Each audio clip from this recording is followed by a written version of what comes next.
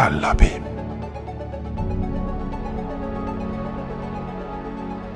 Salut à toutes et tous et bienvenue à le deuxième épisode de En regardant l'abîme, un an déjà. On en parlait avant, on a pu faire quelque chose mais on ne l'a pas fait, donc on s'en branle. Ouais, parce qu'on vient d'en parler 5 minutes avant de commencer l'enregistrement, donc voilà. Donc non mais enfin, pour le 20e c'est plus cool. Arriver au 20e, c'est plus classe, je trouve. Ouais. 12, c'est con, quoi. Ou alors on surprend les gens et c'est au prochain qu'on fait un thème. Au 13. Ouais, c'est ça. On fait tous les sagas. Ouais, voilà, c'est ça. Les vendredis 13. C'est ça. 4 chroniques. On choisit les pires, hein, mais pas choisir les meilleurs. Ou alors on fait une vidéo, mais de 15 heures. Pour parler de tous les vendredis 13. Et des coulisses et des making-of, tout. Je pense qu'on va laisser à ça. Bon, voilà, bref, voilà. En tout cas, bienvenue à tous. On va commencer. Dans les programmes, on a changé un peu. Je viens d'y penser aussi, tu vois, ça j'ai pensé, qu'il y a, moi, j'ai un petit contenant, on n'avait pas encore parlé de musique. Bon, oui, c'est vrai. Et j'en parlerai pas aujourd'hui. Ouais. Et on a parlé qu'une fois de jeux vidéo. Ouais. Mais dans les prochaines, je compte parler de musique. Écoute, allez, bon, très bien. Bon, je dis ça, mais on aura 10 000 trucs en plus que j'ai envie de parler. Entre-temps. Bref, allez, on n'a même pas commencé, on s'éparpille déjà. Donc, dans les programmes, je vais présenter un livre d'illustration et un film. Et toi Moi, j'ai 2 BD. Deux bandes dessinées, mais avec deux ambiances différentes. Un médiéval fantasy, pas médiéval, c'est science fantasy, et l'autre c'est science-fiction. Ok, bon. Et voilà, et je vais commencer moi-même, de ce pas, directement. Donc, pour enchaîner, parce qu'il faut avoir un thème, un fil rouge qui tient, on en discutait sur les avant-derniers numéros de les sagas les plus longues des films. On avait parlé de peut-être Star Trek, mais non, il y avait James Bond qui était plus long. Et aujourd'hui, je vais parler de la vraie saga la plus longue de l'histoire des films, que c'est Godzilla, avec 32 films à l'espoir, sans compter tous les spin-offs dérivés de 32. Donc, dérivés de Godzilla. Donc, il n'y a aucun. Oui, Et pour être plus particulier, maintenant revenons plus sérieux, je vous parlais de dernier en date, que c'est Godzilla Minus One. C'est un film qui a cartonné partout. Oui. Avec une distribution de merde, parce que je pense qu'en France, il y a la distribution juste en BO sous-titré, il y a 4 séances perdues par-ci par-là. Mais bon, les renommées, il a fait qu'il y a plus de salles qui l'ont mis en avant, que c'est déjà bien par rapport au cinéma actuel. Et je suis bien entendu allé les voir et j'ai pris une claque. c'est vraiment... Après, soyons clairs, hein, on ne parle pas d'un chef-d'œuvre, mais... Je suis taré. Mais ça, c'est l'épreuve du temps qui le dira. Oui, c'est ça. Mais c'est vrai que c'est un film que, tu sais, il prend Hollywood, il prend le film, il fait... Les derniers films Godzilla de Hollywood, il a coûté 120 millions de dollars. Cette Godzilla, Minus One, qu'il est nommé aux Oscars d'effets spéciaux, il a coûté 15 millions. 15 millions. Parce que là, c'est une production japonaise. Oui, ça, c'est les Japonais qui sont repris. Ils se disent, bon, ça suffit. Bon, après, maintenant, apparemment, les droits, ils sont en parallèle. Tu sais, les Américains, ils continuent à faire ces séries parce qu'il va sortir la nouvelle des cons, l'île des monstres, je sais pas quoi, machin, mes couilles. C'est super intéressant. Après, je sais pas si je perdrai le temps. Parce que les premiers films Kong, ils étaient pas si mal que ça. Parce que là, oui, non, mais après, ils ont fait... ça a dérapé comme d'habitude. L'île de crâne, je ne sais pas qu'est-ce que c'est. Je n'ai pas regardé de la partie américaine parce que normalement il y avait les Kong qui avaient fait la reprise qui était très bien. Après ils ont fait l'île des crânes que normalement c'était la préquelle de Godzilla versus Kong qui après maintenant il y a un autre. Bon bref. Ouais, c'est compliqué, c'est comme Marvel quoi. C'est l'univers Marvel, on ne comprend plus. Non, mais il est plus cool. Godzilla, il est mieux. Oui, non, mais... Surtout quand on parle au biofilm, que je n'ai pas regardé des tonnes, mais quand même, j'ai regardé 2 ou 3 des bio, les costumes avec les citadins en carton-pierre qui tombaient, machin. Des trucs en carton, là. Ouais, c'est ça. Mais à notre époque, on était accostumés à Power Ranger, quand même, ça choquait pas des masses. Non. Tout ça, c'était le style japonais, les gars déguisés en gros lézard, allons-y. Et bon, revenons au film. Donc, bon, c'est un saga que pour plein de gens, il y a des fanatiques. Moi, c'est un saga que j'apprécie, que je tiens dans mon corps, mais que ça m'a pas non plus marqué des tonnes, mais que je respecte beaucoup. Il y a quand même donné beaucoup de renom au film des kaiju, etc. C'est l'origine. Il faut quand même avoir un certain respect. Hein. Quand les premiers films, il est de 54 de mémoire. Le premier film à Godzilla, qui arrive à nos jours encore à faire des films, il faut les faire, quoi. Oui, bon après c'est des créatures iconiques, c'est comme Dracula. Oui, non, ils sont devenus iconiques. Oui, parce que mais c'est pareil, Dracula, bon là ça sortait de la littérature, mais les premiers films c'est dans les années 20 et il y a encore des films qui se font autour de Dracula. Oui, tout à fait. Ouais, mais après les mythes de Dracula, ça vient de... Oui, ça vient de... Bref, bon, on va pas se payer encore. Voilà, on commence déjà à déraper. C'est ça, à déraper qu'on a et tout.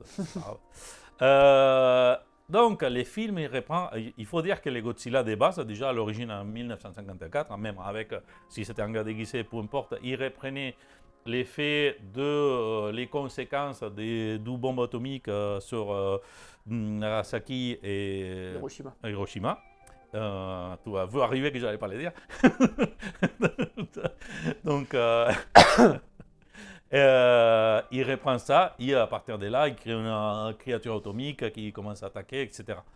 Les premiers films, ils ne sont pas du tout parodiques, hein, ça reste dans les films de terror, série B, si on vous l'appelez ici. Je ne le dirais pas des nanars, parce que pour moi, ce n'est pas des nanars, les Godzilla, quand même. Non. Bon, certains, oui. Certains, je pense qu'entre les 5e et les 25e, voilà, il y a... Godzilla contre l'espèce de grande guêpe, là... Oui, il y a quelques nanars, quand même. Voilà, oui. Ça part loin, des fois. Oui, mais tu sais, l'autre a des Godzilla de l'espace. Ouais, c'est ça reste fun. Hein. Etc.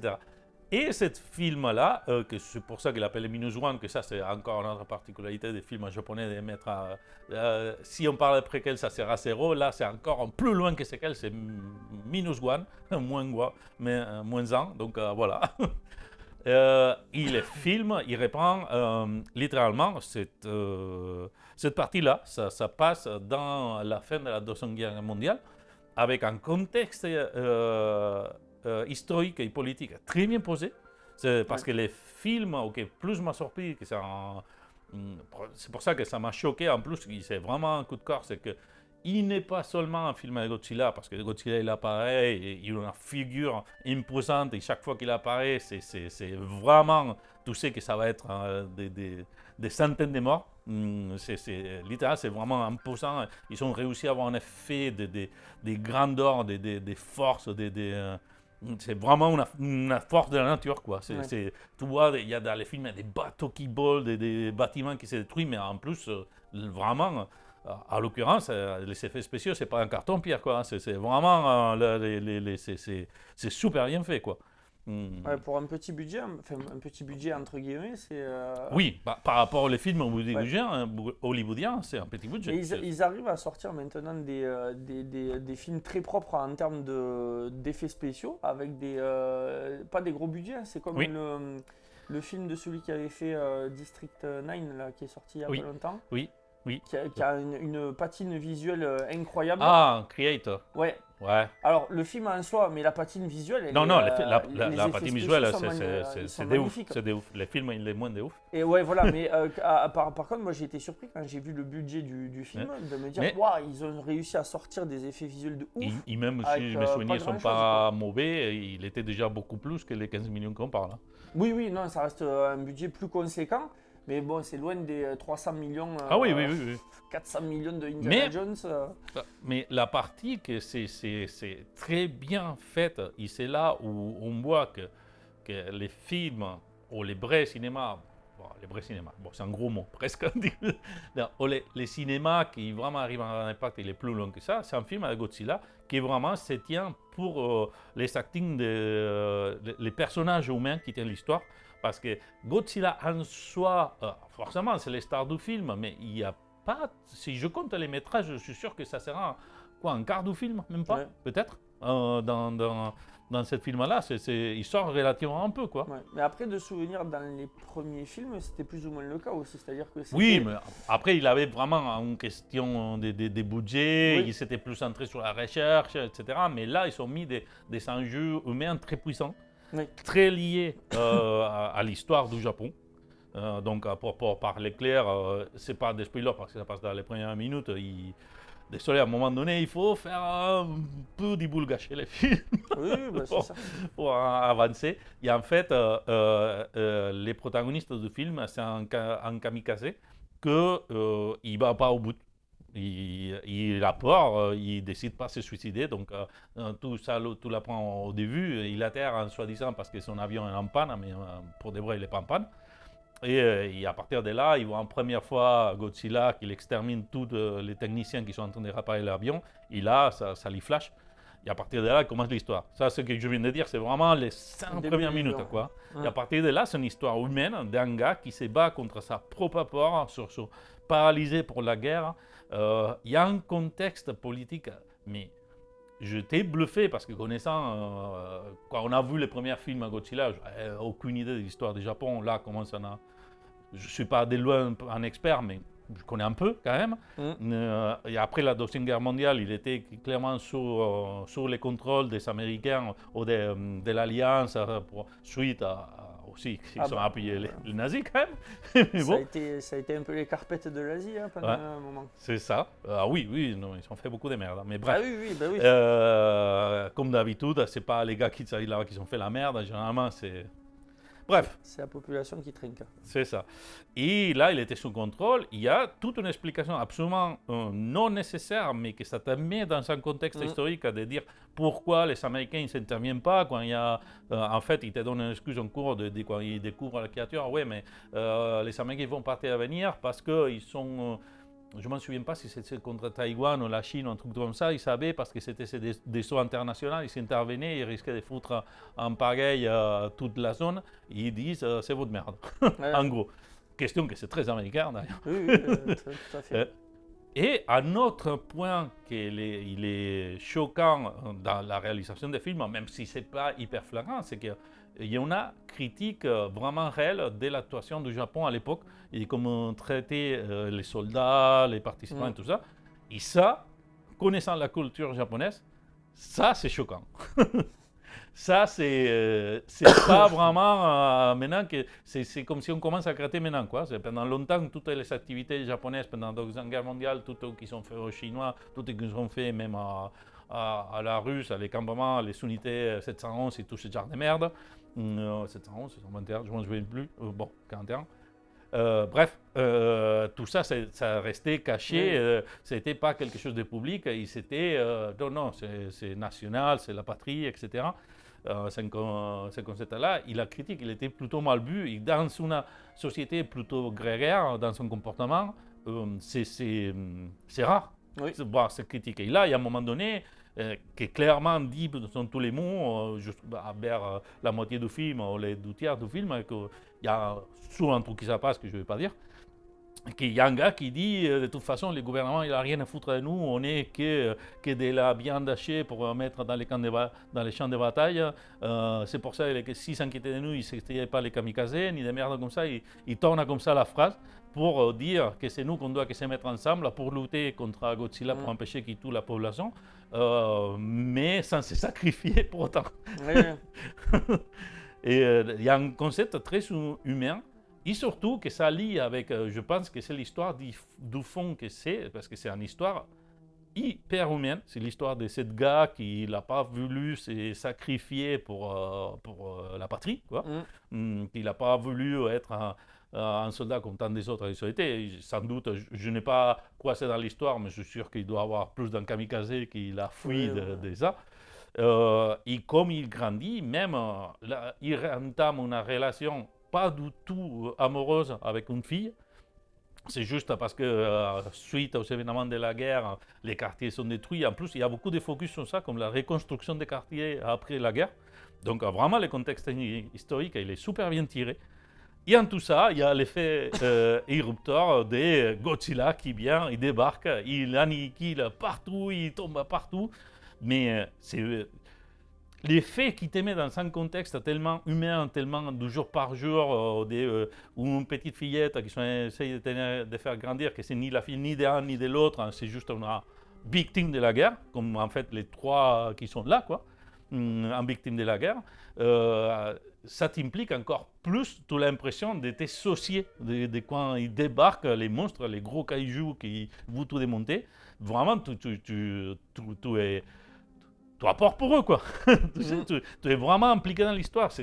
Dans ces points-là, c'est une leçon d'une bonne écriture, d'un bon script, avec des défauts. Hein, parce que, encore une fois, je ne vais pas dire que c'est parfait ni rien, mais c'est une histoire qui t'amène à travers l'histoire humaine du protagoniste et de son entourage, avec les Godzilla qui apparaît en tant que déclencheur de ces ports, que ça peut être, à la limite, c'est ni plus ni moins que toi, les Godzilla, il te met le stress post-traumatique, et ça pourrait être ça, quoi. C'est juste qu'il faut s'affronter à un moment donné. Et à la place d'être le stress post-traumatique, il y a Godzilla, quoi. Voilà, c'est la catharsis, c'est Godzilla. C'est ça, mais c'est vraiment une façon de mener l'histoire, d'être impliqué, parce que quand tu vois Godzilla, bon, bref, d'accord, ok, tu vas voir un gros monstre qui détruit, que selon les films, il est méchant ou il est bon, ou même pas ni il est méchant ni bon, c'est tout simplement, il y a ses motivations autres, et que forcément, il n'est pas pour les humains. Oui. Parce qu'ici, même s'il te dit qu'il a tué plein de gens, il n'est pas montré comme un méchant monstre, hein, en soi. C'est en gros, on l'a cassé les couilles, il se venge. Fallait pas le réveiller. Même pas, parce qu'il ne t'explique même pas pourquoi se réveiller. Oui, des souvenirs, que je pense qu'il y a une scène qui parle des bombes aussi atomiques et tout ça, mais c'est pas forcément hyper marqué. Ça, ils font pas trop d'insistance, comme les films américain, que là, il faut répéter, rabâcher comment il a été créé, d'où il sort, et pourquoi, et machin, et les petits F, il dit, rien à foutre, là, mais d'où il sort, pourquoi, il a sorti de la mer, a défoncé 10 bateaux, et point.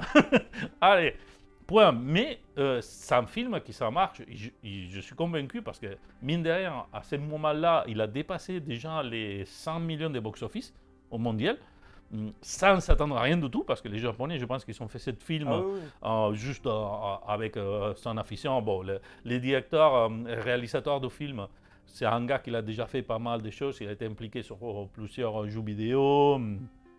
Il avait fait, je ne sais pas si tu as joué, l'intro de Onimusha 3.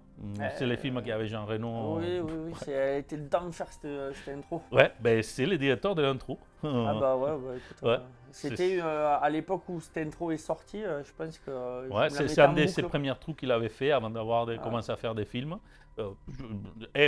Wikipédia, les gars, c'est pas non plus que... L'intro est stylée, si vous connaissez pas, allez voir sur YouTube, elle y est toujours. Hein. Ouais. Non, c'est vraiment que tu vois que les gars, ils maîtrisent vachement les effets spéciaux. La mise en scène et puis donc, compte tenu que les gars, il a écrit aussi, au moins en partie, et scénariste du film, ça fait que le résultat, il est hyper cohérent. L'utilisation des effets spatiaux, ce n'est pas vulgaire, ce n'est pas ça te pète dans la gueule à le style James Cameron. Il faut que je le dise. Pour ne citer que lui. Pour ne citer que lui. Les trucs, je t'ai fait un script sur une demi-page, et après je t'ai fait plein de gars bleus super bien faits. Le napalm après. Du napalm partout. Ah, par contre, les gars, ils sont super bien faits. Hein. On a investi des millions. Bref. Oui, c'est ça. Mais après c'est le chauffeur de bus qui fait le scénar. Oui, c'est ça. Le chauffeur de bus, non, c'est son fils. Ah, le fils du chauffeur de bus, c'est vrai. Sans doute, le chauffeur de bus, ça sera plus intéressant. Et si tu n'as pas assez, tu en fais un deuxième avec les mêmes scripts pour changer. Ouais, c'est ça. Bref, allez. Et après, le 3, je suis méchant parce que je je n'ai même pas vu. Je n'ai même pas vu et je ne le verrai pas, d'ailleurs. Donc, c'est un film, pour résumer, vous avez compris, ça m'a vraiment impacté et j'ai beaucoup aimé. Mais vraiment, j'étais ému pour des moments à la faire. Même si ce n'est pas révolutionnaire, hein, les scènes finales avec tous les tournants, pas mort, pas mort, on n'est pas dans la révolution du film, mais comme il est mené, la façon qu'il est fait, il est vachement humain dans sa démarche. Les personnages, il n'est pas du tout en badass, c'est exactement l'opposé en badass. C'est plutôt un anti-héros. Il m'aime pas, c'est tout simplement un humain qui se cherche. C'est même pas un anti-héros parce que ni héros ni anti-héros, c'est un humain qui essaie de faire sa vie et qu'après la guerre, il se retrouve seul comme une merde et que ça mène à certaines conséquences, à essayer de faire mieux, à essayer au moins avancer dans sa famille. On sait très bien la société japonaise, pour comprendre à certains points sur comment fonctionne, il faut qu'on peut comprendre comment il fonctionne la société japonaise, à quel point c'est important l'idée des groupes, des pertenances, etc., d'être dans je ne vais pas dire dans les moules parce que ça ne sert à pas dire, mais il faut être dans les groupes, quoi. Et, être à l'écart, être un outsider ou un paria, c'est très mal vu. Tu peux être très bizarre, tu peux habiller comme tu veux, mais pendant que tu fais partie d'un groupe, d'une collectivité. C'est en train de changer un peu avec la jeunesse, un petit peu. Ça se rebelle. Mais ça se rebelle au niveau japonais, c'est-à-dire que là, il y a une part de la jeunesse actuelle qui prend des initiatives hors de... Oui, mais bon, parce que chance, on est dans la société, mais bon, il y a ces codes, etc. D'ailleurs, ça me faisait un peu, je ne vais pas dire rigoler parce que c'est les mots, mais tu vois, certaines références à moi, personnellement, ils m'ont plutôt ému, que j'étais plutôt inquiet. Il y a des gens dans la salle, quand je suis allé voir, que même ils les faisaient rigoler parce qu'ils ne comprenaient pas trop la référence. Tu sais, pourquoi les gars, ils faisaient comme ça, ou il avait certaines réactions. On dit, parce que la société est comme ça, quoi. Culturellement parlant, c'est comme ça. Bon, c'est ça, c'est juste que... Après, c'était pas méchant, hein. Je dis ça, certainement peut-être les gens ils se sont amusés, mais bon, c'est les contrastes de culture, des fois. Oui, bien sûr. De la méconnaissance face à certaines façons de réaction qui sont très culturelles et très marquées et très importantes. Dès là, connaissant un peu tout ça, voir cette remarque, voir qu'ils ont incorporé un peu de critiques, parce que les films, ce n'est pas une critique sociale, loin de là. C'est plutôt une chronique sociale, je dirais. Parce qu'en vrai, si on enlève, je l'ai déjà dit, mais c'est vraiment l'histoire d'un gars qui vit après la post-guerre et qui essaie de remonter sa famille et qui ça bat les jours par jour pour aller plus loin.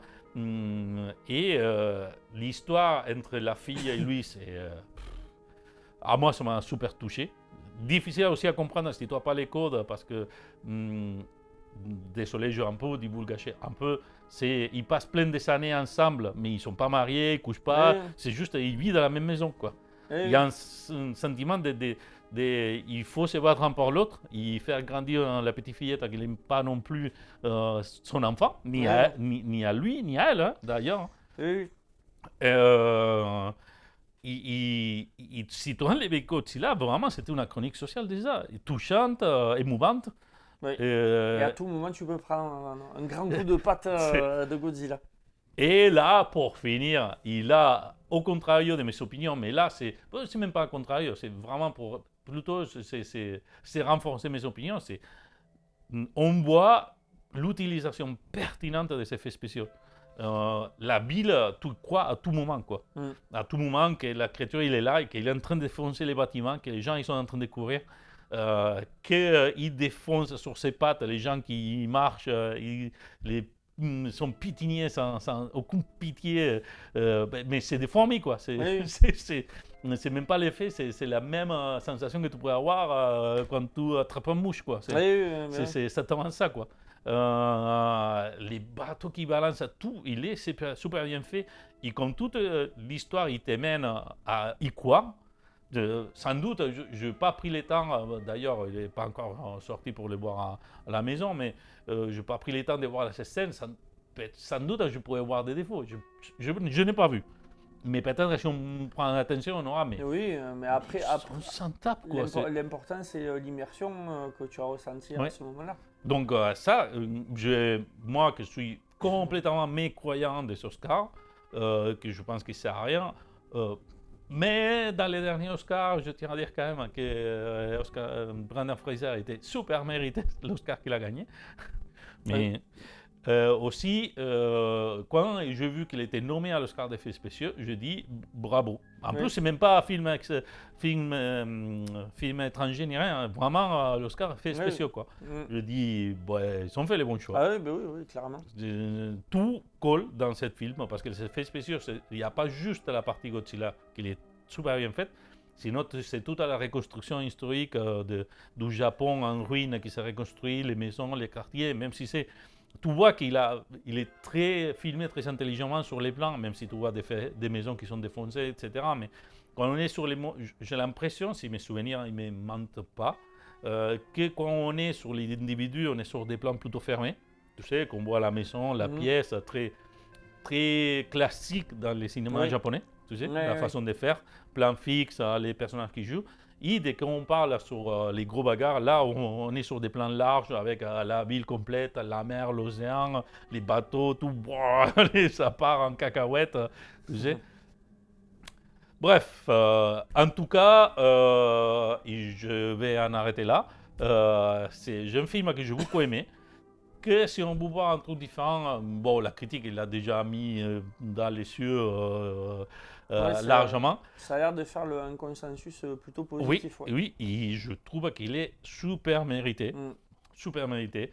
Que beaucoup du cinéma actuel hollywoodien, ils devaient apprendre des leçons. Parce qu'on est sur une passe que les cinémas... Je ne vais pas dire jamais que c'est moi parce que ce n'est pas vrai, mais on est dans une dynamique de consumisme du cinéma américain. On est dans le creux de la vague quand même. Ouais, surtout on l'a discuté déjà plusieurs fois sur des autres moments, donc on ne va pas revenir, mais cet effet des cinémas blockbusters, parce que comme on disait, il y a les blockbusters que dans cette des grandes consommations, il y avait des choses à dire, quoi. Là, on est sur des blockbusters complètement vides. Oui. Bon, après, il y a toujours quelques films qui arrivent à s'en sortir un petit peu. Mais en blockbuster vraiment ouais, non, non, pas vraiment. Si on parle des blockbusters à 200 millions, voire plus. Non, quand je parle des gros cinémas, les films indépendants, ils continuent à exister. Je ne vais pas, si c'est lui qui nous écoute, ils ne vont pas se surprendre à dire A24 et tout ça que je vois souvent. Après, voilà, ils arrivent à sortir des bons films d'action encore. Il y a John Wick qui s'en sort bien. On a parlé il n'y a pas longtemps. Oui, mais John Wick, sauf les quatrièmes, qui vraiment, je pense qu'il a un gros budget plus en mode blockbuster. Les trois premiers, ça a été passé plus... non, c'est cinéma d'action, pas blockbuster, mais qui donne envie d'aller voir. C'est pareil pour... c'est pas un gros film, on en parlait la dernière fois, mais Bullet Train. Oui. Très sympa à regarder. Oui, c'est ça. Très sympa, on passe un bon moment devant. Bon, après, c'est pas le truc qui va nous grandir ou quoi, c'est juste non, fun. mais il faut pas... Il ne faut pas tout le temps avoir des gros cinémas intellectuels qu'il faut poser. C'est bien, le même que les jeux vidéo, le même que la musique. Tu as des moments que tu vois quelque chose pour te mouvoir, pour aller plus loin, etc.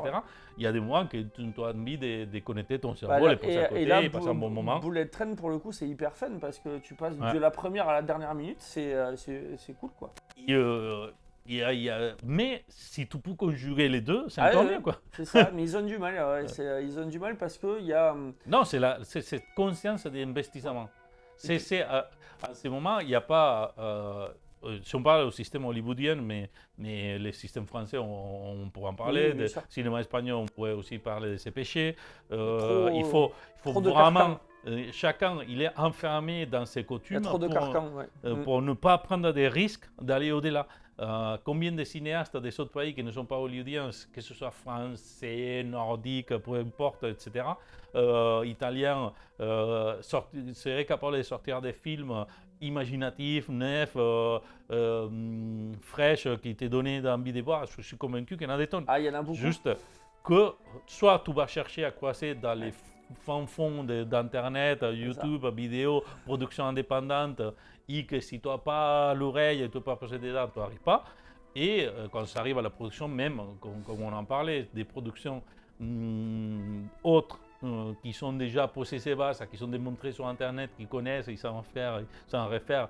Et même ça, ils sont mal vus pour certaines productions. Ils sont peur de dire on va y aller, le cinéma, c'est pas Internet. C'est pas pareil. Bon, allez vous faire foutre. Voilà. Bon, ça c'est mon résumé, comme ça on part sur des beaux mots. C'est ça. C'est ça. Allez voir Godzilla, il est très bien. Amusez-vous bien.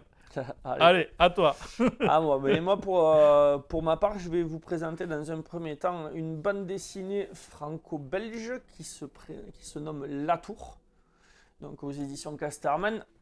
Donc là, on est sur de la BD classique, classique. On est sur de la vieille BD puisque La Tour, c'est une BD qui est scénarisée par Benoît Peters et dessinée par François Schuiten.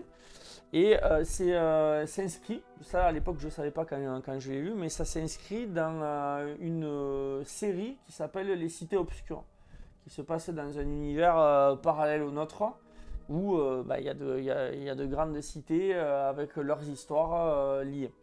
C'est une série qui a été commencée dans les années 80. Donc, ah ouais, quand même. Et qui est toujours en cours bizarrement. Il y a eu une grosse pause, c'est-à-dire qu'entre le 12e tome et le 13e tome, le 12e tome, si je ne dis pas de bêtises, c'était dans les années 2010. Et là, le 13e tome est sorti en 2023. C'est une maladie de la BD française. Ouais, mais après, ils travaillent sur plein de... En fait, les auteurs travaillent sur énormément de projets. Oui, mais si on prend pour exemple, je te coupe pas souvent, si on prend Requiem, on est sur les mêmes cas de figure. Voilà. Quoi. En plus, Requiem, la particularité, c'est que le gars fait tout seul. Non, pas du tout. Ah non ? Non, pas du tout. Les premiers albums, c'était pas tout seul qu'il a fait la couleur et tout ? Non. Ah, la couleur, oui. Oui. Moi, j'avais compris que mais pas les scripts. Ah oui, le script c'est un autre, mais tout ce qui est la partie dessin. Ah oui, toute la partie dessin, c'est 100% lui. Voilà, c'est bien ça. Olivier Ledroit, il fait tout seul, je pense. Et donc, donc La Tour, c'est le troisième album de la série des Cités Obscures. À ce jour, donc, comme je vous l'ai dit, il y a 13 tomes. Et La Tour est sortie en avril 87 aux éditions Casterman. C'est une BD. Alors, chaque BD a pas sa patte graphique, mais a son ambiance. Et là, le choix des auteurs a été de partir sur du noir et blanc. Donc, c'est une BD en noir et blanc avec à certains moments de la couleur, mais il faut regarder pour voir. Et donc, ça s'inscrit dans le style science fantasy. Très rapidement, pour présenter qui sont les auteurs, Benoît Peters, donc c'est un scénariste français. Et ce qui est très marrant, c'est qu'il a rencontré, parce qu'il a grandi en Belgique, et donc il a rencontré François Schuiten, qui est lui un dessinateur belge. Ils se sont rencontrés quand ils avaient 12 ans. En fait, ils se connaissent depuis... Parce qu'ils se connaissent depuis longtemps. C'est une longue histoire d'amour. Ah oui, ils se connaissent depuis très longtemps. Et en fait, autant l'un que l'autre sont des auteurs prolifiques. En fait, c'est juste pour ma connaissance, peut-être tu l'as dit, j'étais en train de feuilleter, c'est un c'est les dessinateurs, l'autre c'est les scénaristes. Schuiten c'est le dessinateur et Peters c'est le scénariste. Donc le scénariste est français, le dessinateur est belge. Donc là, on est dans la pure BD franco-belge. Il n'y a pas à tortiller là.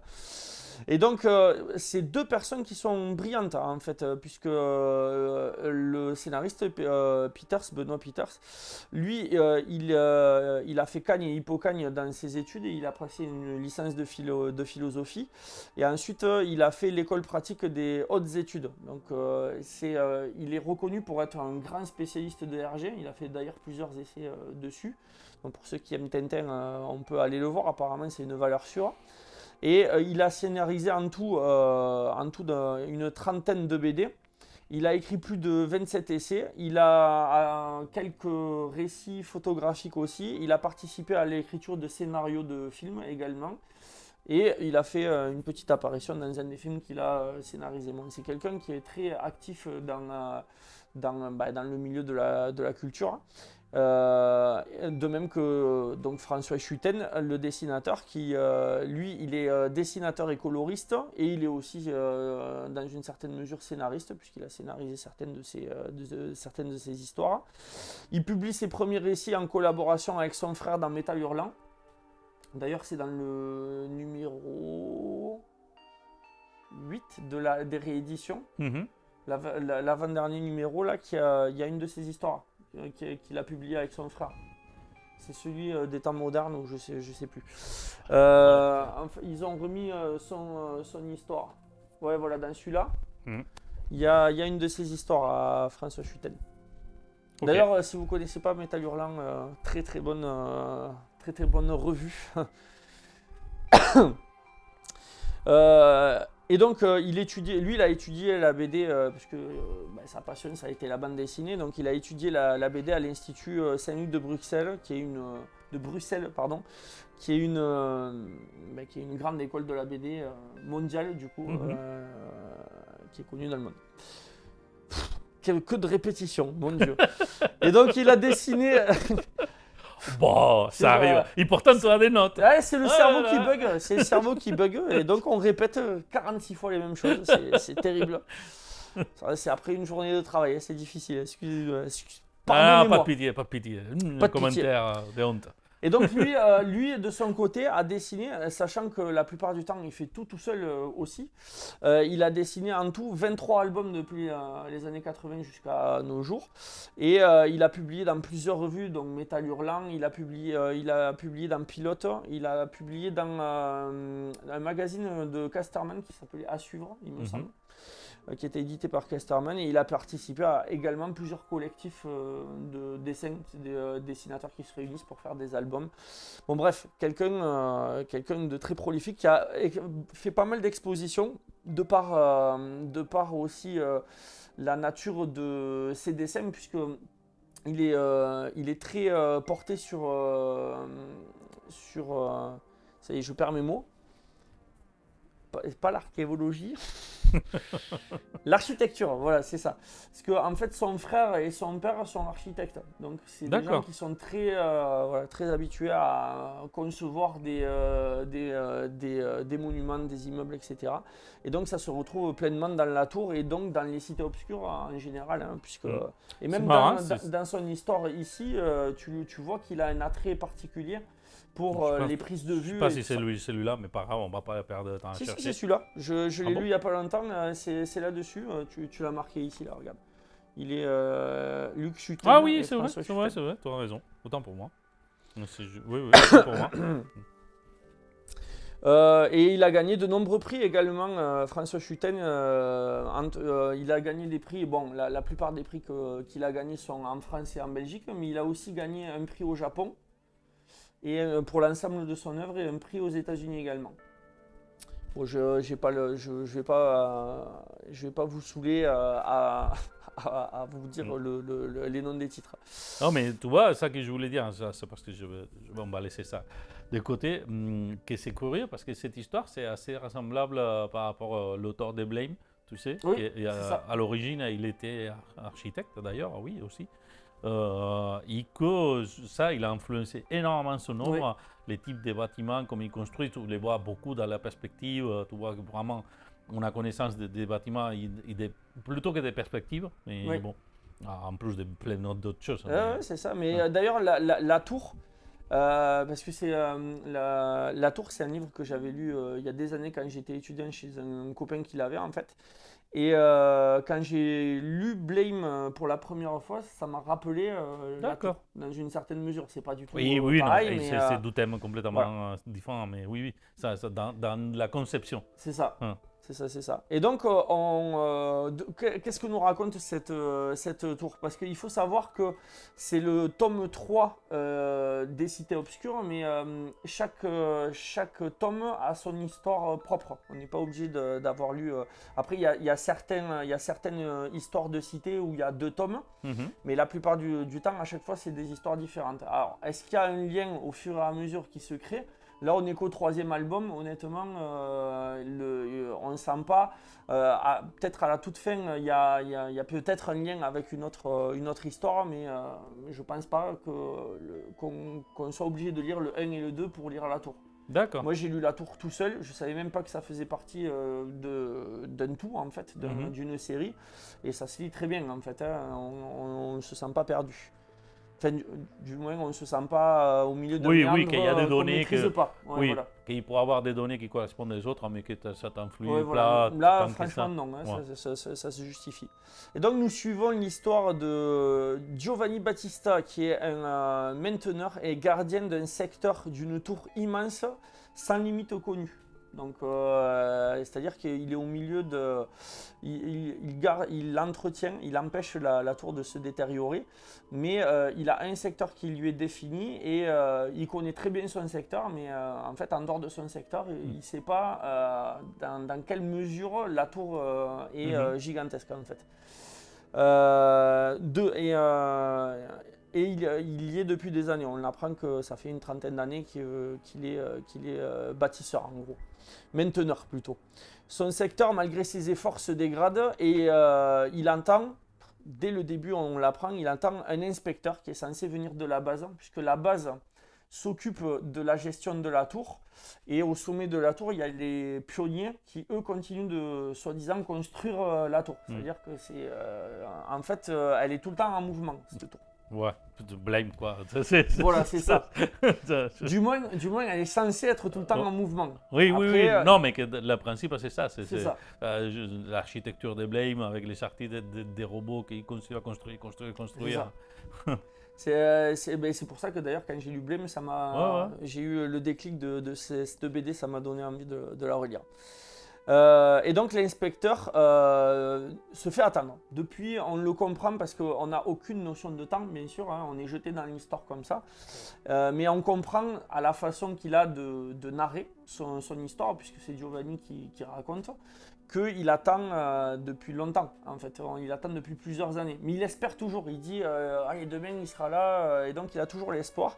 Mais on voit que la tour s'érode, qu'il explique que son mortier est plus bon. En fait, le mortier qu'il a est plus assez efficace pour tenir les pierres. Et qu'il attend vraiment de voir cet inspecteur pour lui faire son rapport, en fait, qui ne vient jamais. Et ne pouvant plus se résoudre à attendre, il décide de partir à sa rencontre et donc de quitter son poste, ce qui est formellement interdit par les règles de la tour, hein, puisque sinon son secteur va décrépir.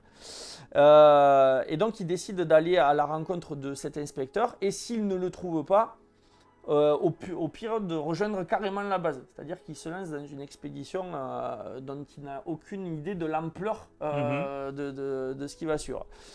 Afin donc de demander des comptes à sa hiérarchie. Le périple va alors très vite prendre une tournure inattendue, hein, forcément, puisque c'est le principe du voyage. C'est que la tour semble, dès qu'il sort de son secteur, sa tour semble à l'abandon, dans un état de décrépitude plus qu'alarmant. Et le fait de descendre se révèle beaucoup plus difficile que prévu. C'est-à-dire que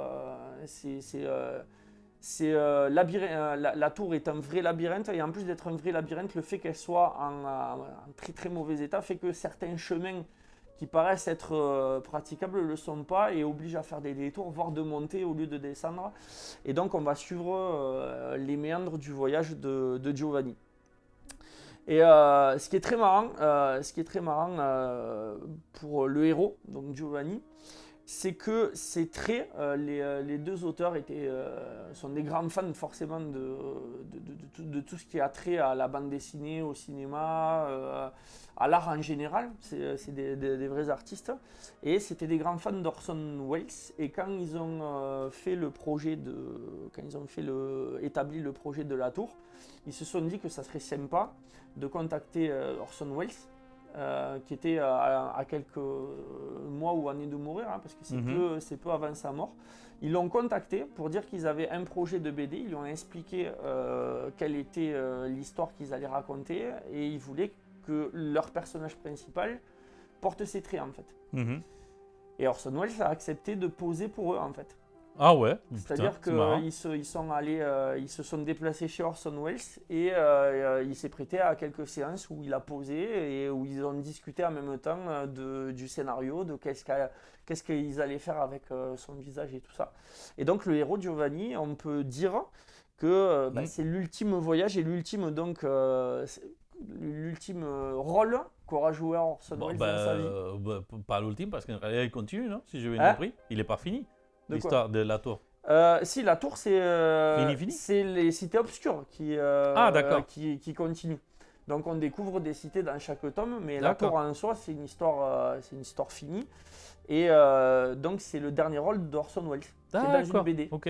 Alors que c'est dit dans les interviews des créateurs de Schuiten et de Peters, qu'il n'aimait pas la bande dessinée en fait. Mais le fait de découvrir les dessinateurs et de discuter, en fait, il s'est vraiment prêté.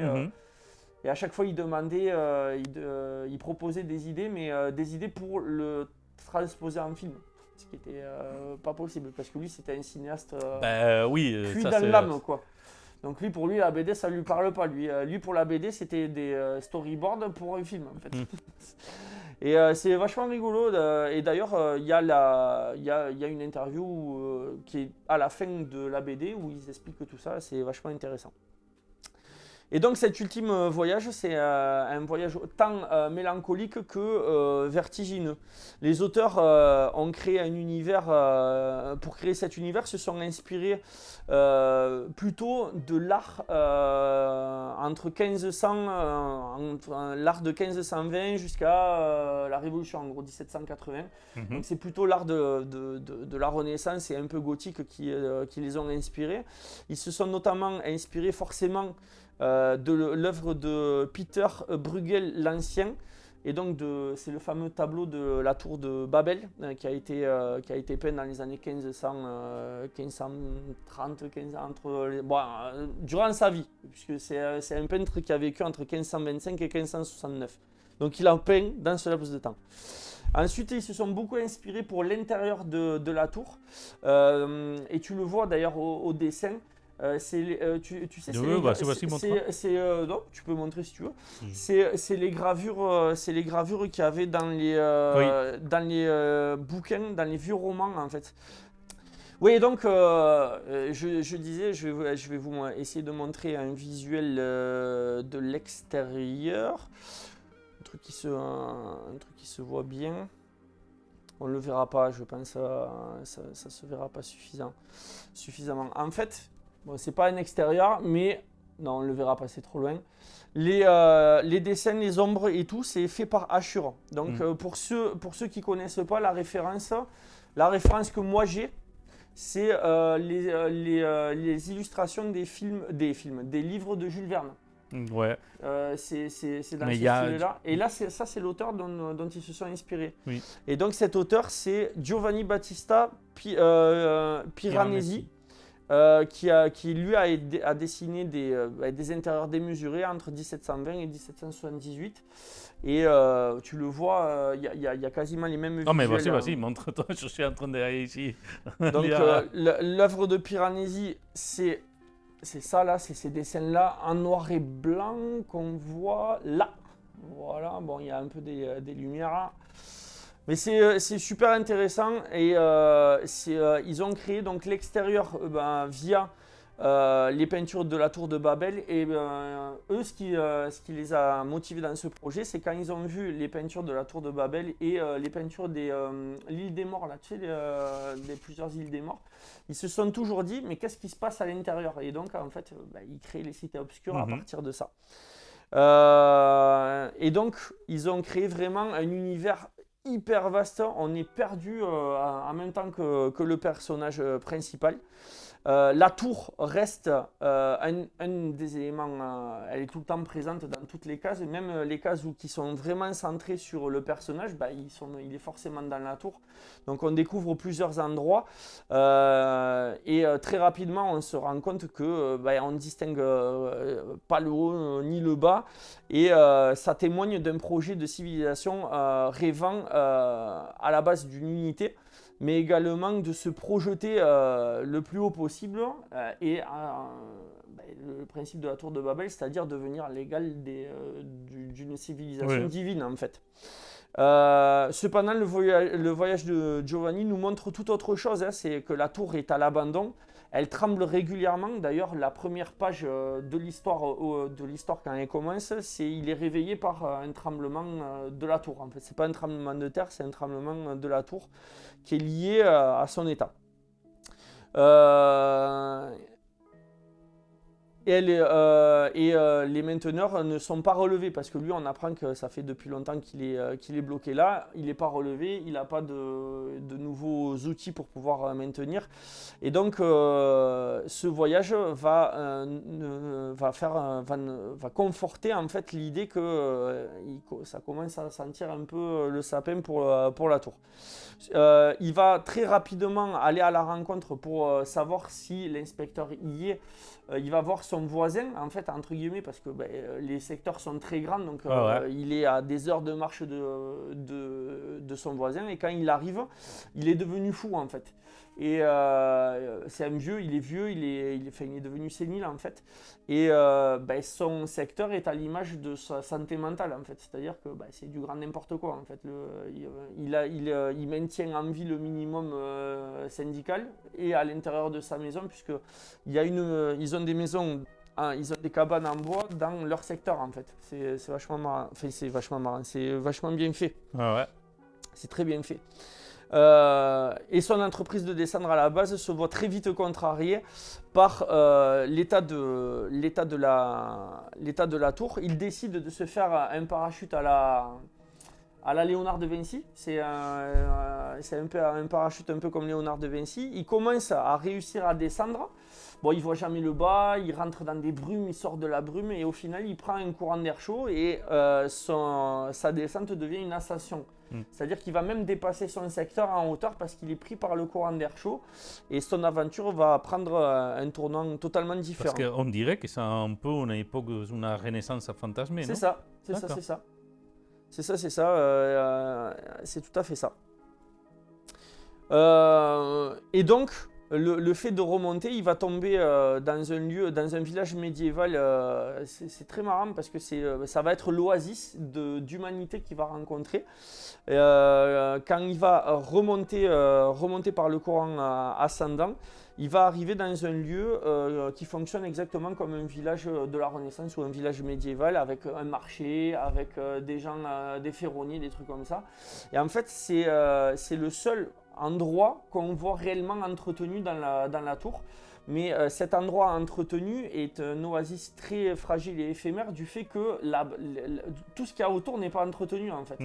Donc ils entretiennent, les habitants entretiennent leur maison et tout, mais au fur et à mesure des fissures se forment et tout, mais pas parce que eux ne l'entretiennent pas, c'est parce que le reste de la tour se décrépit également. Il va rencontrer un sage en la personne d'Elias Aureolus Palingenus, donc qui va lui apprendre l'histoire de la tour et qui va lui apporter les éléments de sagesse qui lui manquent. Il va s'instruire pendant des mois, voire des années, puisque là encore c'est pas dit.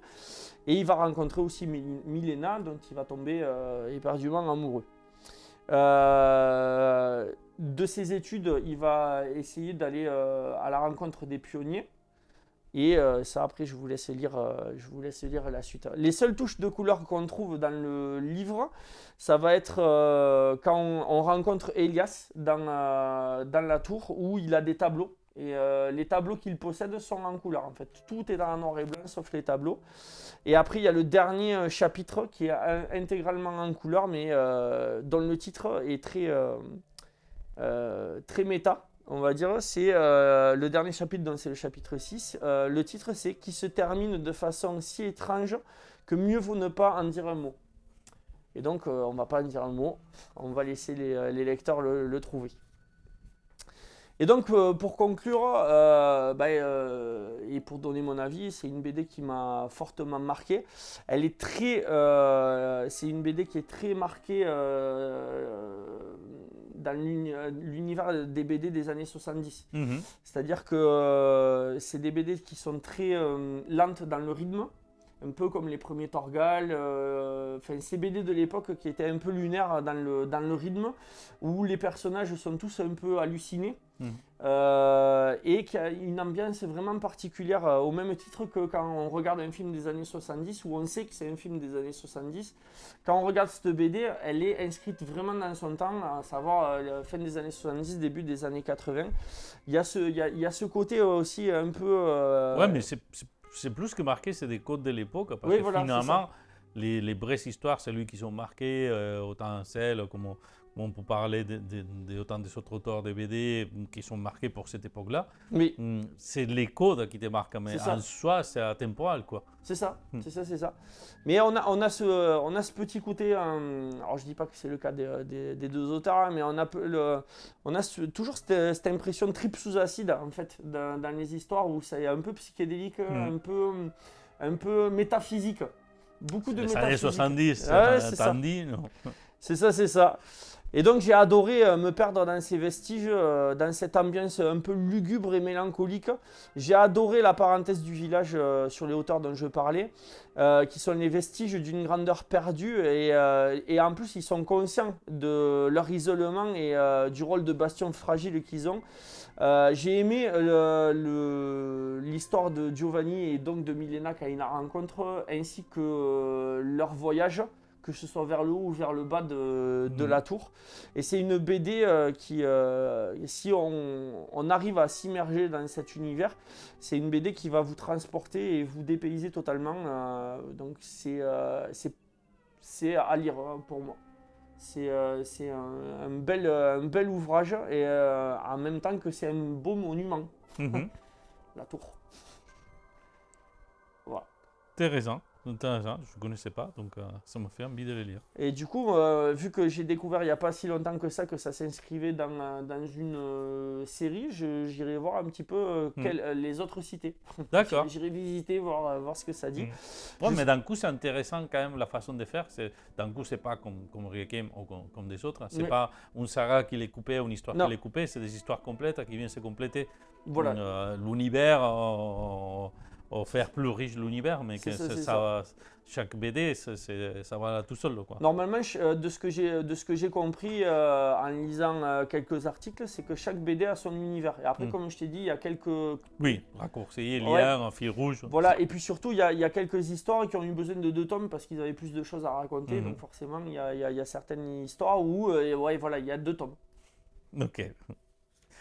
Voilà. Donc c'est à moi? C'est à toi. Allez, mais écoute, on va avoir pour beaucoup d'illustrations, il paraît. Oui, c'est ça.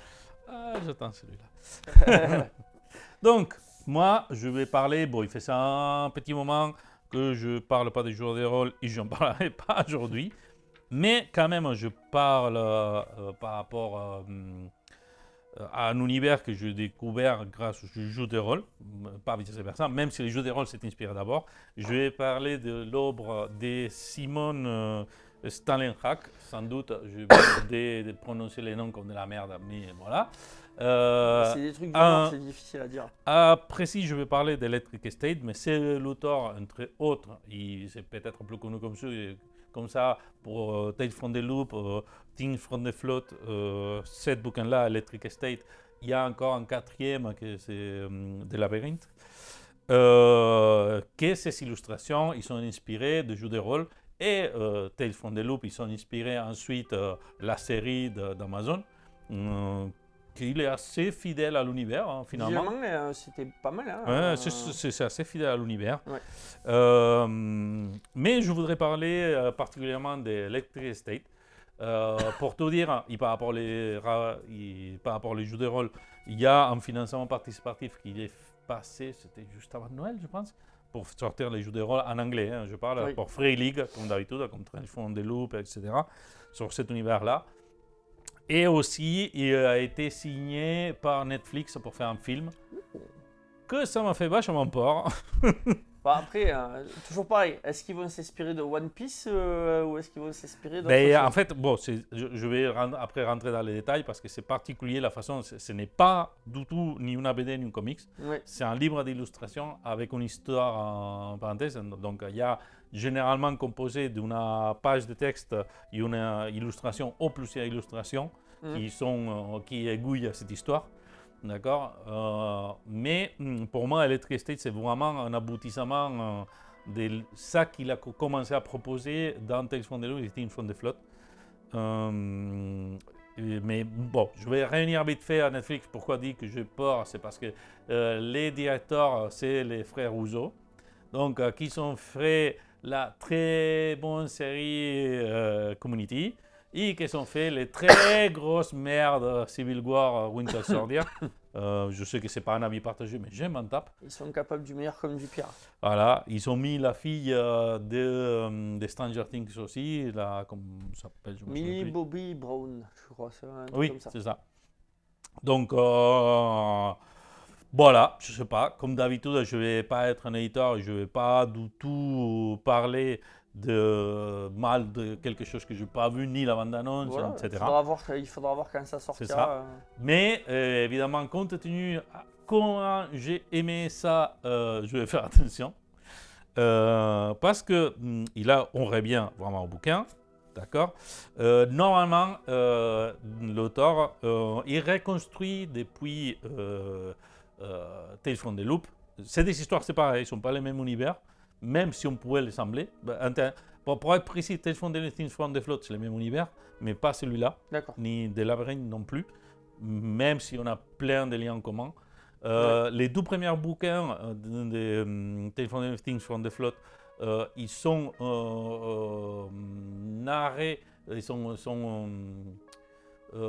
expliqués d'un point de vue comme si c'était lui, un ado, qui l'expliquait son enfance, ou un enfant qui l'a vécu dans les côtés.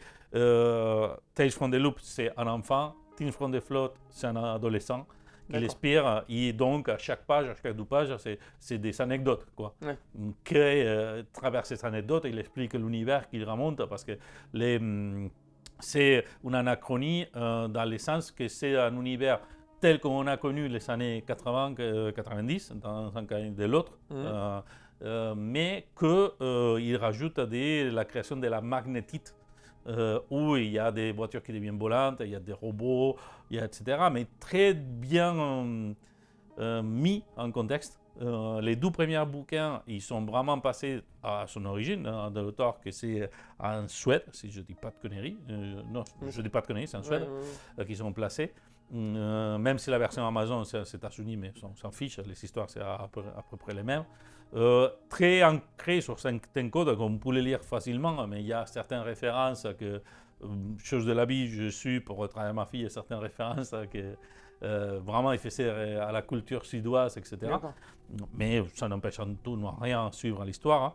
Et là, Electric State, c'est encore une évolution de plus. Et là, on suit vraiment une seule histoire. Comme il dit, je vais juste lire les premières lignes. En 1997, un ado fougueux et son robot jaune traverse en une étrange version des États-Unis en direction à l'ouest. Des cadavres gigantesques, drones militaires joignent les paysages, entassés avec les rebouts d'une société consumériste high-tech sur les déclins. Tandis que leur voiture approche à la côte, le monde se délite de plus en plus vite derrière les vitres. Comme si quelque part, par-delà de l'horizon, les corps de la civilisation tout entière avaient fini par s'affondrer. Bref. Et ça, c'est le pitch de l'histoire. Donc, on suit littéralement l'histoire d'un jeune qui parcourt la côte ouest américaine. Du coup, on peut dire que c'est un roman graphique, en fait, c'est ça? Oui. Ouais. Oui, ça dépend. C'est un roman avec des illustrations. C'est ça. Donc, en fait, chaque fois, tu vois, ça, c'est une annonce qui vient de s'inventer sur cet appareil-là. Là, il était décrit les États-Unis, les printemps de 97. Donc, généralement, pour comprendre, c'est ça, c'est une illustration avec son petit texte là, qui l'explique petit l'aventure. Donc, les textes sont un petit complément. Je ne sais pas si les textes complémentent l'illustration ou vice-versa. C'est là dans les deux cas, parce que des fois, on trouve plus d'informations. Là, par exemple, on trouve clairement les premières illustrations. On trouve l'adolescent et les robots dans son voyage autour. Il traverse ce voyage. Vraiment, je me suis immergé. Donc, Tales from the Loop et Tales from the Float, j'avais kiffé. J'aimais déjà l'univers sur les jeux de rôle. Je kiffe, ça me tient à corps. Les années 90 ambientées, anachroniques. Donc, c'est vraiment très, très. Je ne trouve pas les mots, c'est pas grave, c'est très prenant, c'est ça. Tout est laissé emporter pour les idées. Et là, on arrive un peu de là où il explique vraiment l'histoire. Et l'histoire, c'est à tomber du cul chaque moment. Il me parle d'une culture que, sans rentrer dans la critique sociale, même si on pourrait voir qu'il est dominé par une sorte de réalité virtuelle, que c'est même pas de la réalité virtuelle, c'est un casque qui connecte, il crée un réseau neuronal géant, comme si on était un vrai... un tout. Oui, oh punaise, je trouvais pas les mots. C'est comme si c'était un collectif tu sais, comme les insectes qui sont en seule tête. Oui. En J'ai pas le rouge. terme. Oui, j'ai pas le terme. Mais oui, l'effet ruche, ouais. Oui, c'est en ils sorte sont tous interconnectés. C'est ça. Mais c'est pas de la réalité virtuelle, c'est pas Internet, etc. C'est au-delà. C'est vraiment à niveau neurologique. On est connectés. En fait, les gens, ils se perdent, quoi. Vraiment, il te montre des moments, et c'est ce qui a fait tomber le déclin absolu de la civilisation, parce qu'ils sont, tous les gens, ils sont absorbés, ils sont complètement ils n'ont plus d'individualité, plus rien. Non, mais ils sont vraiment à niveau de t'oublier de toi-même, quoi. Ils sont morts avec les casques. C'est immergé dans cette réalité qui prend comme la notion de la réalité complètement. Ouais. Mais à tout ça, il y a une histoire hyper humaine de cette gamine, adolescente plutôt. Avec le robot. Avec les robots, que c'est...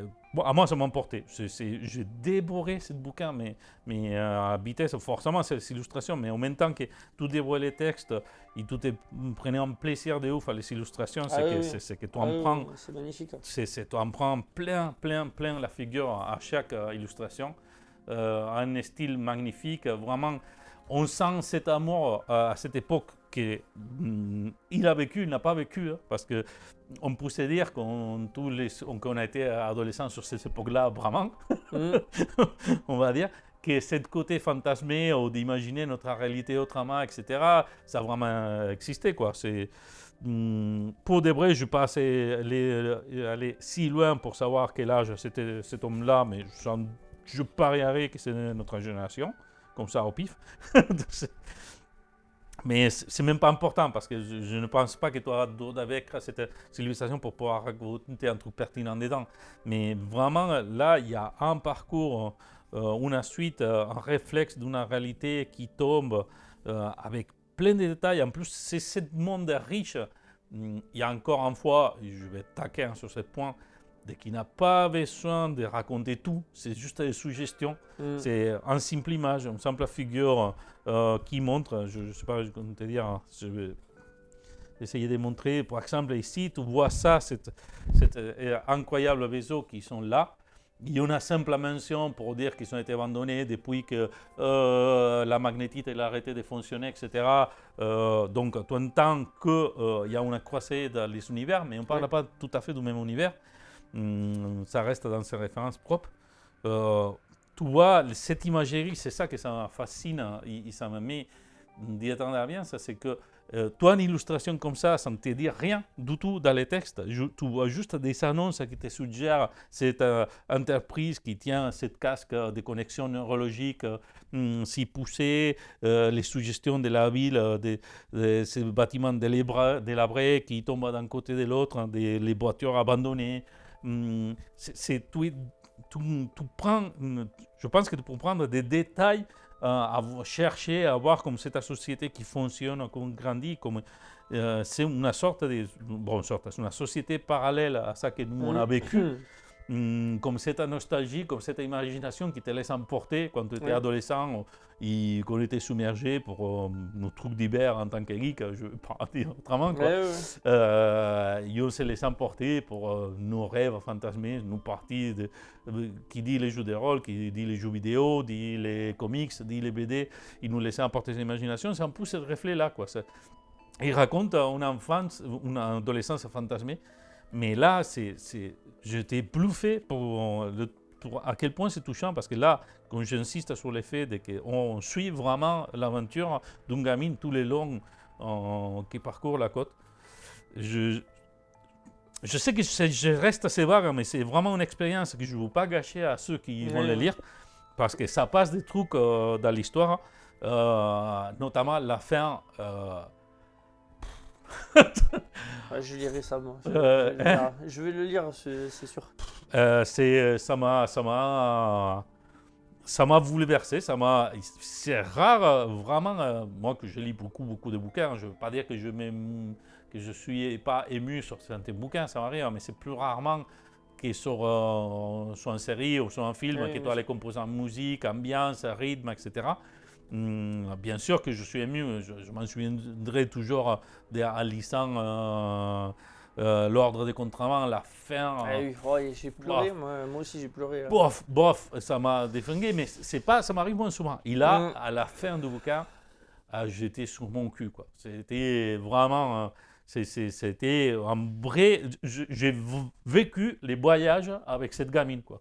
Tous les longs de voyages, à chaque scène, cette plongée, ces illustrations, c'est une qualité, un point d'imagination, c'est réaliste en même temps qui est complètement halluciné.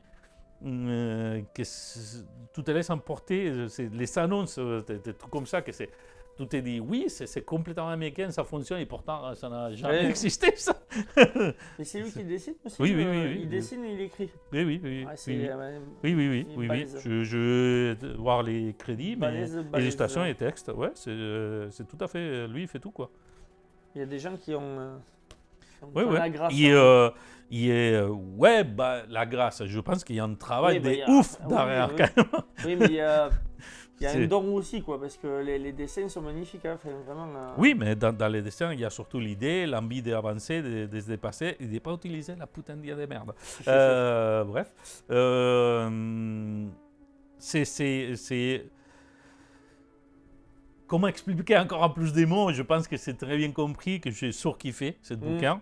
Et pourtant, comme je dis, Tales from the Loop, Tales from the Float, j'ai adoré, hein, j'ai rien à dire. Hein, ça. Autant la série, le jeu de rôle, etc., dans les deux cas. Là, les jeux de rôle, j'ai déjà eu les premières PDF en bêta, je n'ai pas eu le temps de lire. Sans doute, je commenterai dans les mois à venir. En physique, je pense qu'encore, ils vont passer quelques mois avant de l'avoir. Mais si les PDF, je vais avancer, parce que ça m'interpelle vraiment comment ils sont transférés. Parce qu'en fait, ça m'a touché, ça, c'est l'univers, sans doute, mais l'histoire qu'il racontait dedans. Parce que là, dans les progressions des bouquins de Simon Stanley Lark, tu vois qu'il y a une mélancolie montante. À chaque bouquin, c'est de plus en plus noir. Mais pas un noirceur forcément mauvaise, hein. C'est cette mélancolie qui ça. C'est un constat. Oui, dans Tales from the Loop, il était déjà en soi nostalgique parce qu'il racontait un enfant fantasmé. Donc il y a ce côté dans toutes les narrations, les petits détails, très bien fait, avec très bon goût, et c'est certainement pour ça que c'est crédible, c'est parce que de même que nous, on s'en souvient d'un goût, d'un savoir, d'un couleur, d'une image, d'une série, etc. Il donne ces petits détails, mais embarqués dans son univers. D'accord, c'est juste des détails, pas détaillés pile poil comme c'était, c'est juste cet été, lors des roses, il y avait les robots qu'on a trouvés là, qu'on s'est mis, on était en train de jouer avec je sais pas qui, machin. Je ne m'en souviens pas qu'est-ce qui s'est passé. Donc il y a cette histoire qu'on pourrait raconter notre propre enfance, quoi. Que tous nos souvenirs, c'est un peu notre cerveau qui les conserve à sa façon, décossu en quelque sorte, mais nous, on fait sorte qu'ils soient cohérents pour nous. Oui, bien sûr. Pour nous, c'est normal, ouais. C'est ça, pour nous tous, quoi. Tales from the Float, c'est exactement dans la même ligne, un peu plus, déjà plus grandi, plus adulte. Et là, l'histoire, là, il y a une c'est pas juste la nostalgie, c'est la mélancolie qui s'installe, qui te suit. Tu es attaché à cette gamine que tu as envie qu'il arrive à son but, que tu découvres au fur et à mesure son histoire, à chaque page, à chaque petit morceau que tu trouves, pourquoi, etc. Et tu as envie de suivre, tu as envie d'avancer, quand il t'explique qu'il prend une voiture qui n'a pas de permis, qui parcourt toute la côte ouest sans rien à faire. Tu as envie de le suivre, qu'il arrive. Les robots, c'est tellement attachant à son compagnon. D'autant plus que la fin, c'est pour ça, c'est touchant. Il y a cette tour magnifique qui t'explique tous les longs. C'est des tours de réfrigération. Je ne sais pas si je mélange avec Tales from the Loop. Mais bref, si tu vas lire, je ne vais pas avancer plus parce que c'est bien fait. Donc, c'est vraiment un régal que j'ai donné. je suis conscient que je suis très évasif dans l'histoire parce que vraiment, pour une fois, j'essaie de ne pas spoiler parce que c'est un voyage à suivre, c'est un road trip de plus classique qu'on peut trouver. Hein. Un adolescent, pour une raison, il parcourt toute la côte, toute seule avec son robot. Et tout est heureux de l'accompagner. Je suis tellement aimé cette histoire que c'est pour ça que je vais insister sur le fait que j'ai peur à mort de qu'est-ce qu'ils vont faire Netflix. Ça pourrait être une totale réussite comme une totale merde. Mais est-ce qu'ils demandent l'avis du créateur? Parce que déjà, si le créateur est impliqué, c'est plutôt... Je ne suis pas allé si loin dans ma démarche. Mais je pense que oui. Il avait été. Il me semble qu'il avait été impliqué dans le projet de Amazon Prime. Non, mais Amazon Prime, à quelques différences près, il est très, très, très juste par rapport à l'histoire de son bouquin. Après, Tales from the Loop, ça collait plus au format série parce que vraiment, chaque 2 pages ou chaque page, c'est vraiment des histoires séparées. Là, ça serait plutôt film, du coup. Non, ça c'est un film. C'est un film. Ah, c'est un film. C'est un film. Parce que là, c'est une histoire avec un début, une fin. Ah oui, non, c'est complètement. À la rigueur, ils auraient pu en faire peut-être une mini-série, mais. Non, mais c'est annoncé en film, en tout cas. C'est annoncé en film. Et tel comme il est construit l'histoire, si ça tient, ils font pas des trucs à la con. À la con, oui. On verra, c'est vraiment. Même il y a des moments je ne vais pas dire qu'on est sur l'horreur, mais on est sur la lisière. Tu sais, on est vraiment à ces points-là où il y a des moments qui sont quand même pas mal. Cette société zombie qui est créée autour. Mais c'est très ponctuel. C'est vraiment pas les bases de l'histoire. Je vous invite à celui-là, il est en français, le seul qui a cette date, c'est chez Aquileos, c'est un éditorial qui fait beaucoup de jeux de rôle d'ailleurs, mais il fait beaucoup d'illustrations, qui est sorti, d'ailleurs. Et ça, on peut le trouver en librairie et tout ça? Oui, mais sinon chez Aquileos directement. Oui, voilà. Son boutique en ligne. C'était pour savoir s'il fallait passer par la boutique en ligne ou.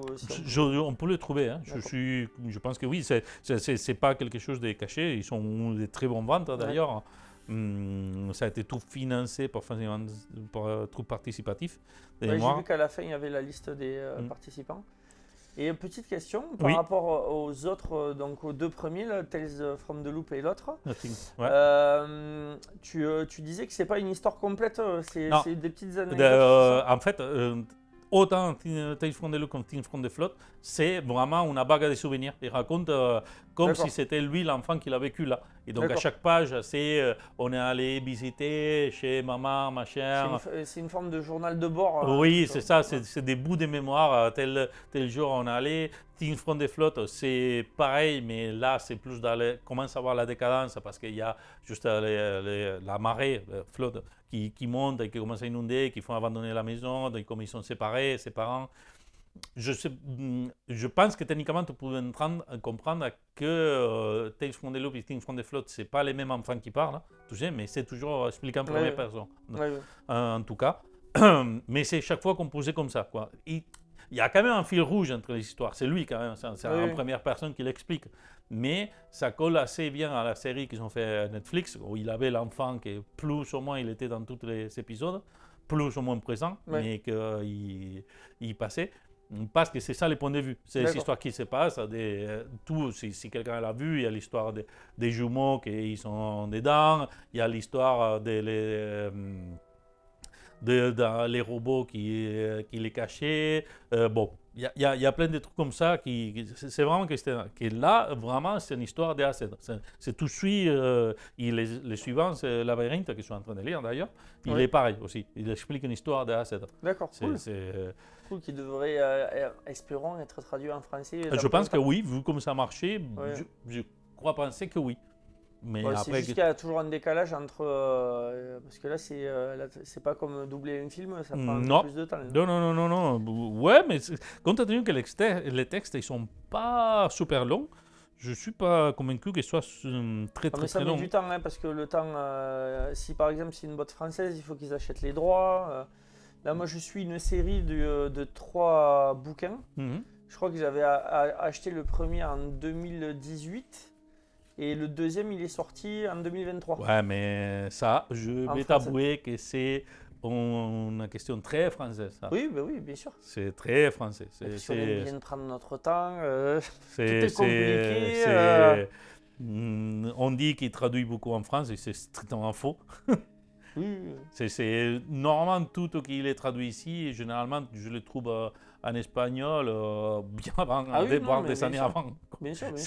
C'est ouf. Il y a quelques exceptions, heureusement. Mais après, là, c'est des bouquins, je ne vais pas dire les lire en anglais, mais il ne faut pas en niveau de ouf non plus, l'anglais pour les lire, parce que c'est vraiment des petits textes. Si on décompose les textes, je pense qu'on ne fera même pas un petit bouquin. C'est juste la richesse, c'est vraiment les bouquins d'illustration.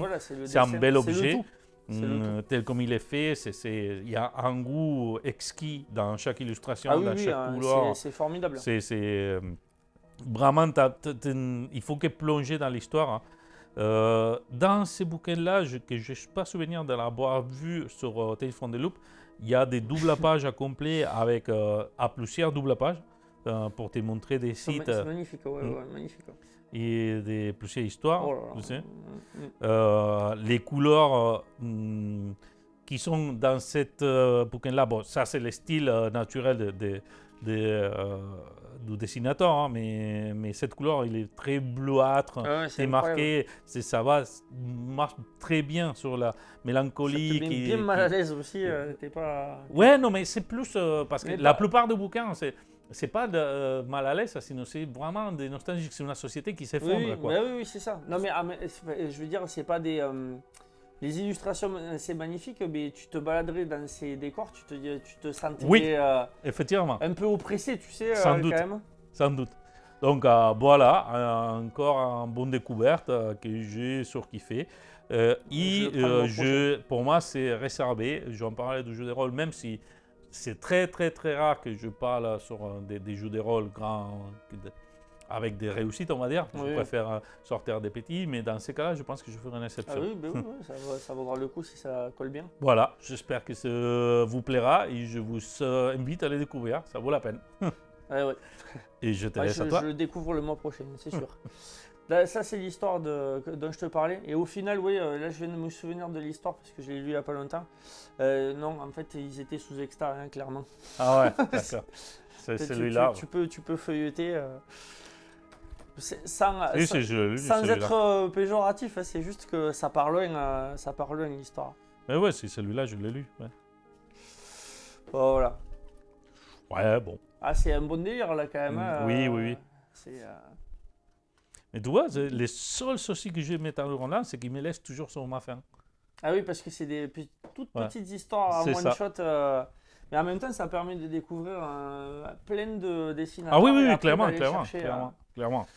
D'aller les chercher, quoi. Ça me laisse toujours sans faire. C'est vrai qu'il y a des fois, et en plus, il y a certaines histoires, c'est 2 pages. C'est 2 pages recto verso, on passe à une autre histoire ou un autre...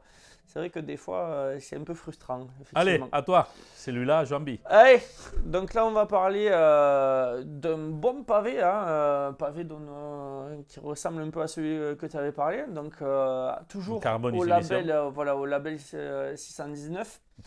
Et donc là, on parle de Frontières de Guillaume Saint-Gelin, qui est un ouvrage que j'ai pas lâché, un peu comme La Tour, encore plus que La Tour, je crois. Celui-là, je l'ai acheté. À partir du moment où je l'ai ouvert, je l'ai pas lâché de la journée, en fait. Et donc Frontières, c'est un ouvrage qui est sorti le 12 avril 2023, qui est une BD de science-fiction, qui est un one-shot. Le 12 avril ? Ouais. Oh punaise, alors je l'achetais presque à la sortie. À la sortie, ouais. Oh ok, c'est la Tsar qui l'a voulu. C'est ça. Et qui est un one-shot, c'est-à-dire que c'est une histoire un peu à l'image de Carbone et Silicium, il n'y a pas 46 tomes, de toute façon. De toute façon, l'édition 600... les labels 79, il fait que ça. Non, il y a... il y a des séries. Ils ont des séries, ils ont Tank Girl, ils ont Doggy Bag, ils ont Mutafukaz. Ah oui, tu as raison. Autant pour moi, j'ai rien dit. Voilà, ils ont des one-shots, mais ils ont également des séries. J'ai rien dit, tu as raison. Et des séries en fait qui sont dessinées par le collectif qui s'est créé autour de 619, on va en parler vite fait. Et donc c'est une édition, c'est aux éditions donc Label 619 et qui c'est en 2021 est en association avec les éditions Rue de Sèvres qui sont spécialisées dans la bande dessinée également. C'est une bande dessinée en couleur cette fois-ci. Je ne vais pas parler que de trucs en noir et blanc. Et donc, au scénario, au dessin et à la couleur, on a Guillaume Saint-Gelin qui a abattu un travail mais pharaonique en fait sur cette bande dessinée. Parce que quand on sait qu'il a fait ça tout seul, c'est vraiment impressionnant. D'ailleurs, c'est un projet, ça a été un projet de longue haleine. Bon, il était sur plusieurs projets en même temps, mais en gros, il a commencé à travailler sur le concept de l'histoire en 2013. Oui, il en parle dedans. Oui, à la fin. Ouais. Et c'est sorti en 2023. Donc c'est assez balèze. Il a créé un univers de fou. Et donc pour parler un peu du label 619, donc c'est un studio de création à la base qui était une succursale de Ankama, qui a été créé par Run, qui est un dessinateur, en 2008. Donc ça a été créé en 2008. Et donc il a dirigé lui tout seul, Run, le studio jusqu'en 2019. Et des premières œuvres qui a été mis en avant par le label de 619, c'est la série de Run qui est Mutafukaz. Ou Mutafukaz, je ne sais pas comment on le prononce, qui a eu un film je pense que c'est comme ça, ouais. Qui a eu un film qui a été un long métrage en dessin animé qui a été bien reçu, je crois, et qui avait été fait par Ankama. En 2019, le label devient un studio indépendant et avec une co-direction où il y a toujours Run qui est présent, mais où les autres décisionnaires sont Mathieu Bablé, donc, qui a dessiné qui a dessiné déjà plusieurs BD sur le label 619, je vais y arriver. Il y a Florent Maudou aussi qui a fait pas mal de titres. Il a participé à Doggy Bag et d'autres histoires. Et il y a Guillaume Doggy Bag, il est très bien d'ailleurs. Ouais. Et il y a Guillaume Saint-Gelin qui fait partie des co-dirigeants. Voilà. Et donc ils se sont vraiment affranchis de Ankama parce que jusqu'en 2021, entre 2019 et 2021, ils étaient encore en partenariat avec Ankama parce qu'ils avaient des projets de transmédia un petit peu et que Ankama, au niveau audiovisuel, ils pouvaient les aider. Et à partir du moment où les éditions Rue de Sèvres sont entrées dans la danse, en fait, carrément, ils ont arrêté toute collaboration avec Ankama. Ils ont déjà publié pour une maison pour un label qui existe depuis pas si longtemps que ça, parce que bon, 2008, oui et non, c'est quand même assez récent quand on voit des éditions comme Casterman qui sont là depuis des années. Mais normalement, c'est le temps pour ça. C'est ça. Mais ils ont quand même publié, ils ont été quand même assez prolifiques parce que quand on voit les ouvrages qu'ils produisent avec la qualité de papier qu'il y a et le prix, parce que un ouvrage comme ça, au même titre que Carbone et Silicium, c'est 23 €. Donc 23 €, il y a des tomes qui sont beaucoup plus petits. Pour ceux qui connaissent la BD, c'est cadeau. Oui, quoi. Oui, à ce format-là et à cette qualité-là, c'est donné. C'est donné. Parce que ça, il y a beaucoup moins, il est quasiment 2 fois moins épais celui-là, et encore qu'il n'était pas spécialement très cher, mais là, un tome comme ça qui est un peu moins. Si, il est joli quand même. C'est du joli papier. Et ça aussi, au final, c'est pas si cher que ça, parce que quand on voit la qualité du papier, mais en comparaison, on est à 22 € là, sur ce tome. Ça continue à être plus cher que la qualité. C'est ça. C'est pas qu'elle soit hyper chère, mais pas rapport à ça qu'il arrive à faire la 2079. Les comics avec les éditeurs des Tortues Ninja et tout, dont on a déjà parlé, c'est 2 fois le prix. Voilà, on est facilement à 30 € à minima, quoi. Bon, et donc ils ont édité déjà une 60aine d'albums en tout, one shot et série confondues, ce qui est assez balèze.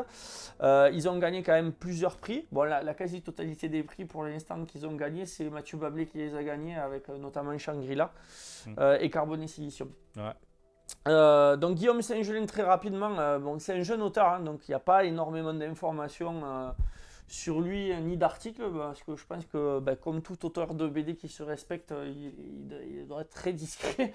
Oui, j'ai vu qu'il avait un compte, Twitter, il avait un Instagram, parce qu'il faut être sur les réseaux sociaux.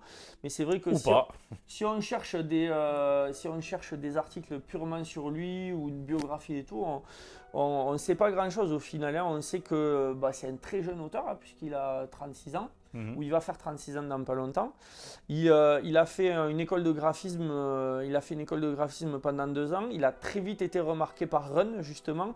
Et il a travaillé sur le tome 0 de Mutafukaz. Et ensuite, il a travaillé à la pré-production du court-métrage avec Ankama, du court-métrage de film, du film Mutafukaz.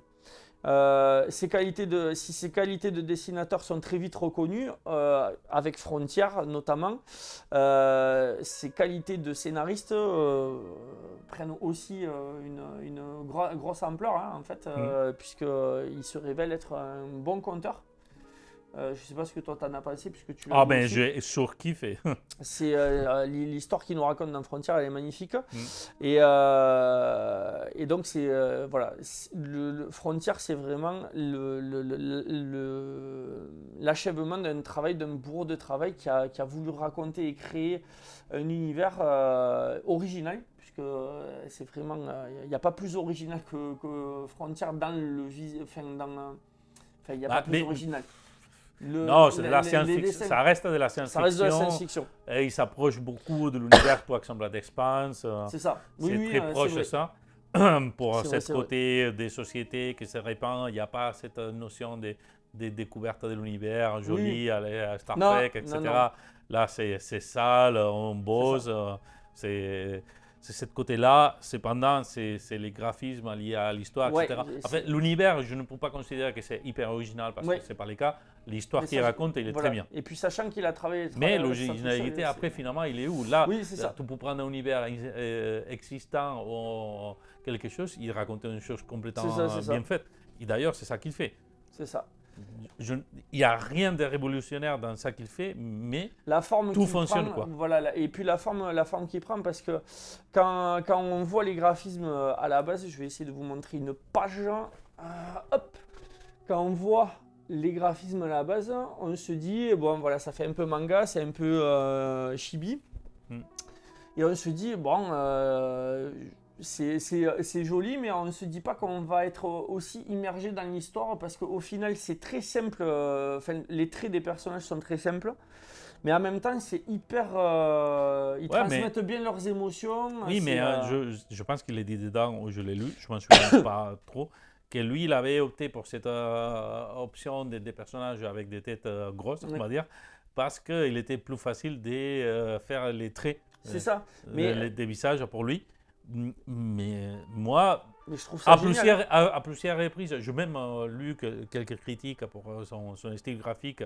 Même lui, il essaie. Je vois qu'un peu de justification, que ce soit pour le syndrome de l'imposteur ou pas, je ne sais rien. Mais en tout cas, il n'y a rien à justifier. Ça fonctionne assez. C'est un truc de fou. C'est-à-dire que voilà, on est surpris par le style graphique au début, mais qui est magnifique de toute façon d'entrée de jeu. À un moment, tu pourrais dire les personnages, que le personnage, il peut décors... avoir un truc un peu mignon, manga, etc. Mais non, finalement non, parce que tout qui l'entoure, il est encadré. Pour moi, personnellement, le truc que ça m'a coûté plus à assumer, tu vois, parce que tu vois clairement que c'est des sommets, c'est le fait qu'ils sont 4 doigts. Oui. J'ai un peu de mal avec ça. Mais bon, à part ça. C'est un truc de fou, comme ces dessins mignons, entre guillemets, transmettent des émotions. Oui, non, mais ça, je te dis l'histoire des mères, parce que c'est un détail qui, à plusieurs reprises, ça m'a revenu en le lisant. J'avais même pas fait gaffe, tu vois. Je suis rentré dans les détails des décors. Ça m'a été complètement... c'est les seuls trucs, je ne sais pas si tu vois les détails. Oui, c'est vrai, ouais. C'est chaque fois... non, ici il y a 4. Mais normalement, tout le temps, ils sont que 3 doigts, si je ne me trompe pas. C'est 4, un truc. Après, comme il dessine en petit, mais c'est balèze. C'est vraiment balèze. Donc qu'est-ce que... Non, je dis une connerie. C'est pas celui-là. Non, c'est pas celui-là. Je pense savoir que je me mélange. Je vais te dire. Vas-y. Et donc, n'hésite pas, continue. Frontier nous raconte donc, se déroule plutôt dans un futur indéterminé qu'on comprend plus ou moins lointain quand même. Et dans ce futur, l'être humain s'est plus ou moins affranchi de la Terre par la conquête spatiale. Conquête motivée par de mauvaises raisons, on l'apprend assez vite. La Terre est exsangue de la quasi-totalité de ses ressources et qui reste malgré tout toujours exploitée. C'est-à-dire que la Terre n'a pas pratiquement plus, elle est en ruine et on continue de l'exploiter. Et l'humanité se tourne alors vers une nouvelle frontière, de nouveaux territoires, donc l'espace et les planètes qui la composent. Et la planète qui la compose de manière à exploiter encore plus. C'est-à-dire que c'est une course en avant. Allez, je corrige à montrer. C'est ici où ils ont quatre doigts, pardon. Il est très bien celui-là aussi. Qui est de Guillaume Saint-Gelais, celui-là aussi. Hein. Oui, c'est le même auteur. Hein. Si tu vois, les dessins ils sont un peu différents. Oui. Il y a moins ce côté mignon, je montre pour comparer. Donc on voit que déjà, il y a le style quand même. Il y a le style, mais on voit que c'est versatile, quoi. Oui. Mais là, par exemple, il fait cette option des 4 doigts. Oui. C'est pour ça que j'étais en train de mélanger. Excusez-moi, je ne vais pas te couper à nouveau. Et donc, ces nouvelles explorations ont toutes pour but le profit et l'exploitation de nouvelles ressources. Et en rajoutant encore l'exploitation humaine, puisque forcément cette course à l'avant se fait sur l'exploitation de la base. L'espace est donc aux mains de grands consortiums et de grandes entreprises, loin de toute loi, hein, puisque on le dit très rapidement dans la BD, c'est qu'en dehors de la Terre, il n'y a pas de loi. Les lois sont établies par les sociétés. Et donc, avec tous les côtés négatifs qui peuvent moi, être ça fait beaucoup penser, Expanse, la partie, les Centurions, je ne sais pas comment ça s'appelle en français. Oui. Quand tu arrives sur la base des miniers, là. Quand tu arrives dans la base des miniers, ça fait penser à The Expanse, clairement. Et donc, l'humanité, cette humanité des consortiums n'hésite pas à se livrer à toutes sortes de guerres, qu'elles soient économiques, technologiques ou tout simplement militaires, via des groupes de mercenaires qui règlent les comptes des grands patrons à grands coups de fusil. Mais même cette côté-là, je le trouvais bien écrit parce que c'est pas manichéen. C'est pas manichéen, non. Il y a des personnages qui sont gris, il y a des personnages. Bon, tu entends clairement que les sociétés ils cherchent les profits, etc. Mais comme la réalité, on ne va pas se tromper. Mais c'est quand tu descends, en fait. C'est quand tu descends à l'échelle humaine. C'est-à-dire que quand tu sors de ce côté consortium, grandes entreprises et dirigeants, dès que tu descends sur la strate en dessous, c'est que des êtres humains, en fait. Oui. Non, mais même les donneurs d'ordre, etc., il y a un côté moins manichéen. C'est des personnages qui sont bien dessinés, avec 4 traits. Je n'ai pas souvenir d'avoir... tu me corriges, tu as fait moins de temps que moi que tu l'as lu, mais je n'ai pas souvenir d'avoir des grands méchants. Les grands méchants, c'est l'entité, c'est la société, comment il fonctionne. C'est ça, c'est le fonctionnement de l'entité qui fait que c'est méchant. Mais quand, par exemple, il y a au tout début de l'histoire, il y a la personnage de la scientifique qui voit son projet racheté par une grande entreprise à des fins mercantiles, alors qu'elle, c'était tout autre chose qu'elle voulait. Le gars qui vient racheter, on sent qu'il est... Bon, il veut du profit parce que c'est son travail, mais c'est pas quelqu'un de mauvais en soi. C'est-à-dire que lui, il vient redonner un boost économique à un projet auquel il croit, mais qu'il détourne par ses patrons, en fait. C'est ça. Parce que demande par la logique d'entreprise, en fait. C'est la logique d'entreprise qui fait que... voilà. Mais bon, ça reste...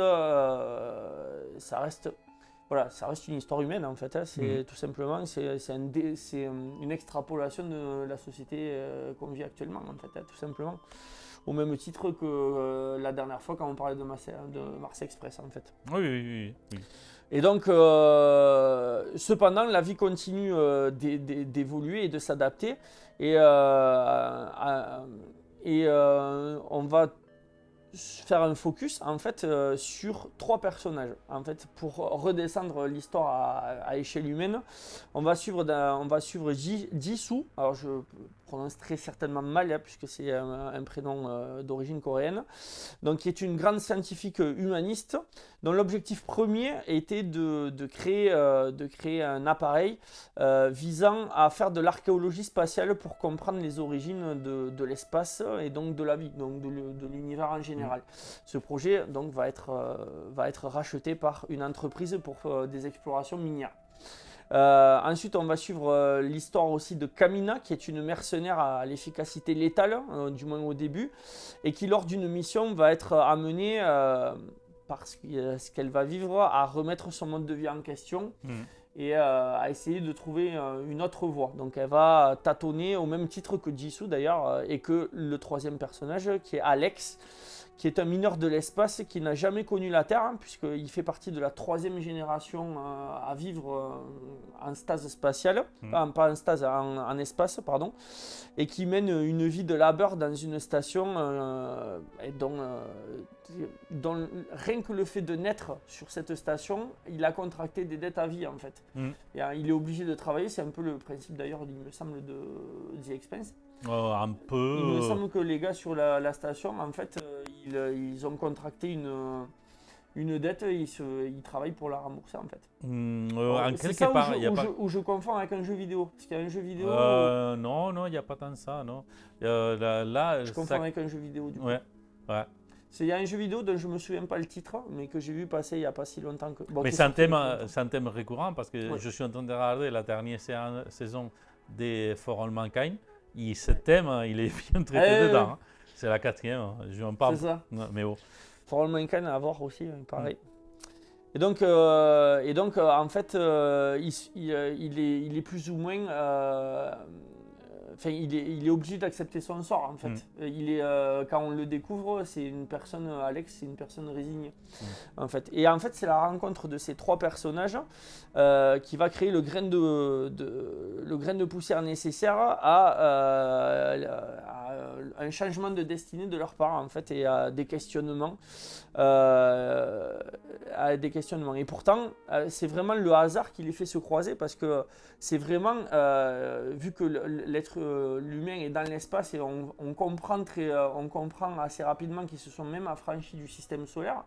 Donc dans cet espace-là, ces 3 grains de poussière vont réussir quand même à se rencontrer et à leur échelle, ça va provoquer une magnifique odyssée spatiale. Donc ça, c'est pour l'histoire que ça nous raconte. Et donc Mathieu Bablé, au travers de ces 3 personnages, Guillaume Saint-Gelin, au travers de ces 3 personnages, nous raconte une histoire profondément humaine dans tous ses aspects, qu'ils soient bons ou mauvais. On a tour à tour des moments, cyniques, où on critique la folie des grandeurs, la recherche constante de profit, et aussi le fait, quand ils sont sur la station minière, il y a une partie de la station, parce qu'elle coûte tellement cher à faire fonctionner, qu'ils louent des locaux à d'autres entreprises, notamment pharmaceutiques. Là, c'est vraiment le diable quand on parle de ça.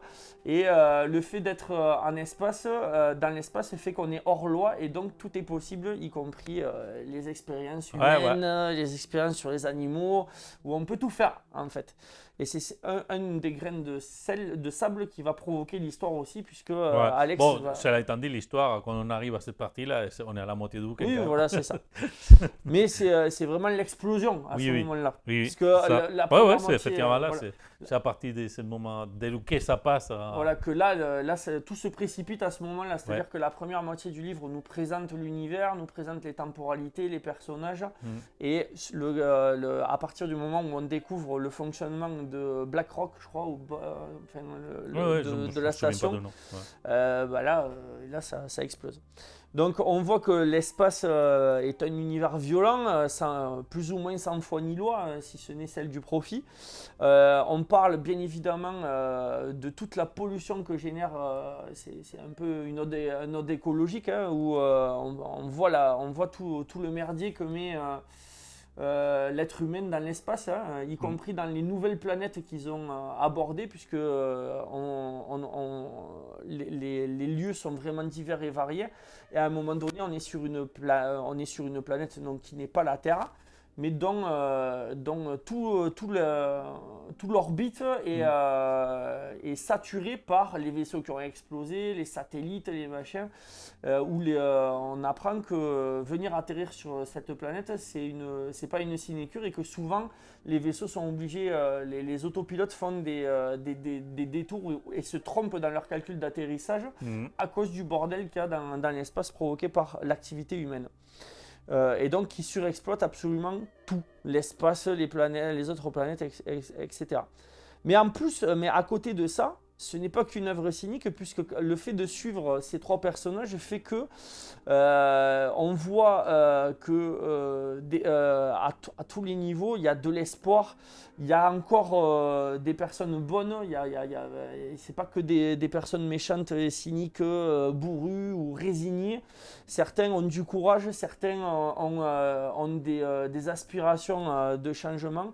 Il y a encore une partie écologique qui est mise en place, puisqu'à un moment donné, ils arrivent sur une station spatiale qui est une sorte de ZAD, en fait, qui a été complètement détournée de son but premier, et dont les nouveaux occupants, en fait, essayent de produire de faire une station autonome via les plantes, via des fonctionnements pas létaux pour la nature, en fait.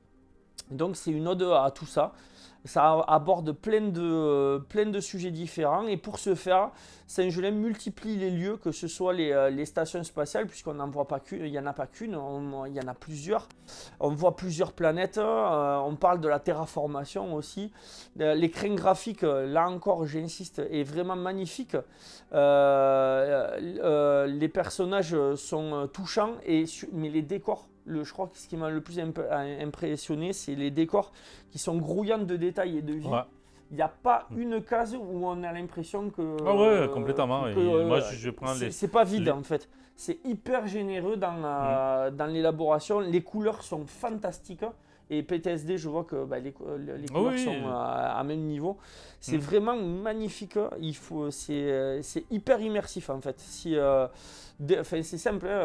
J'ai lu la première page, j'ai tourné la page et ça y est, j'étais dedans. Je voyais plus ce qu'il y avait autour de moi, en fait. J'étais dans la BD. Il nous partage sans jamais nous le dire, mais en nous le faisant comprendre par le dessin, justement, quelques années de vie de ces trois fabuleux personnages que sont Jisoo, Kamina et Alex. Alex ou Axel, je ne me souviens plus. Ça y est, Alex. Je me disais bien. Et donc, oui, on nous explique, je crois qu'il n'y a qu'un élément de temporalité à un moment donné, au tout début, où en fait on a le début à Jisoo, et après on a marqué 6 ans plus tard. Par contre, après, toutes les ellipses temporelles qu'on a sont suggérées. Et c'est par le dessin que tu vas le voir, ou par l'évolution des personnages que tu vas découvrir qu'en fait, ah oui, il s'est passé des années, mais on ne sait jamais, en fait. Oui. Mais c'est génial. Notamment à la fin. En même temps, c'est vraiment extraordinaire, en fait. Et mais je pense, si mes souvenirs ne sont pas mauvais, il y a 12 gros morceaux sur 12 temps. Et après, il y a la fin que ça passe en truc. C'est ça. Mais non, voilà. Mais c'était tout. Voilà, c'est jamais dit clairement. On ne dit pas qu'on est en 3000 machin.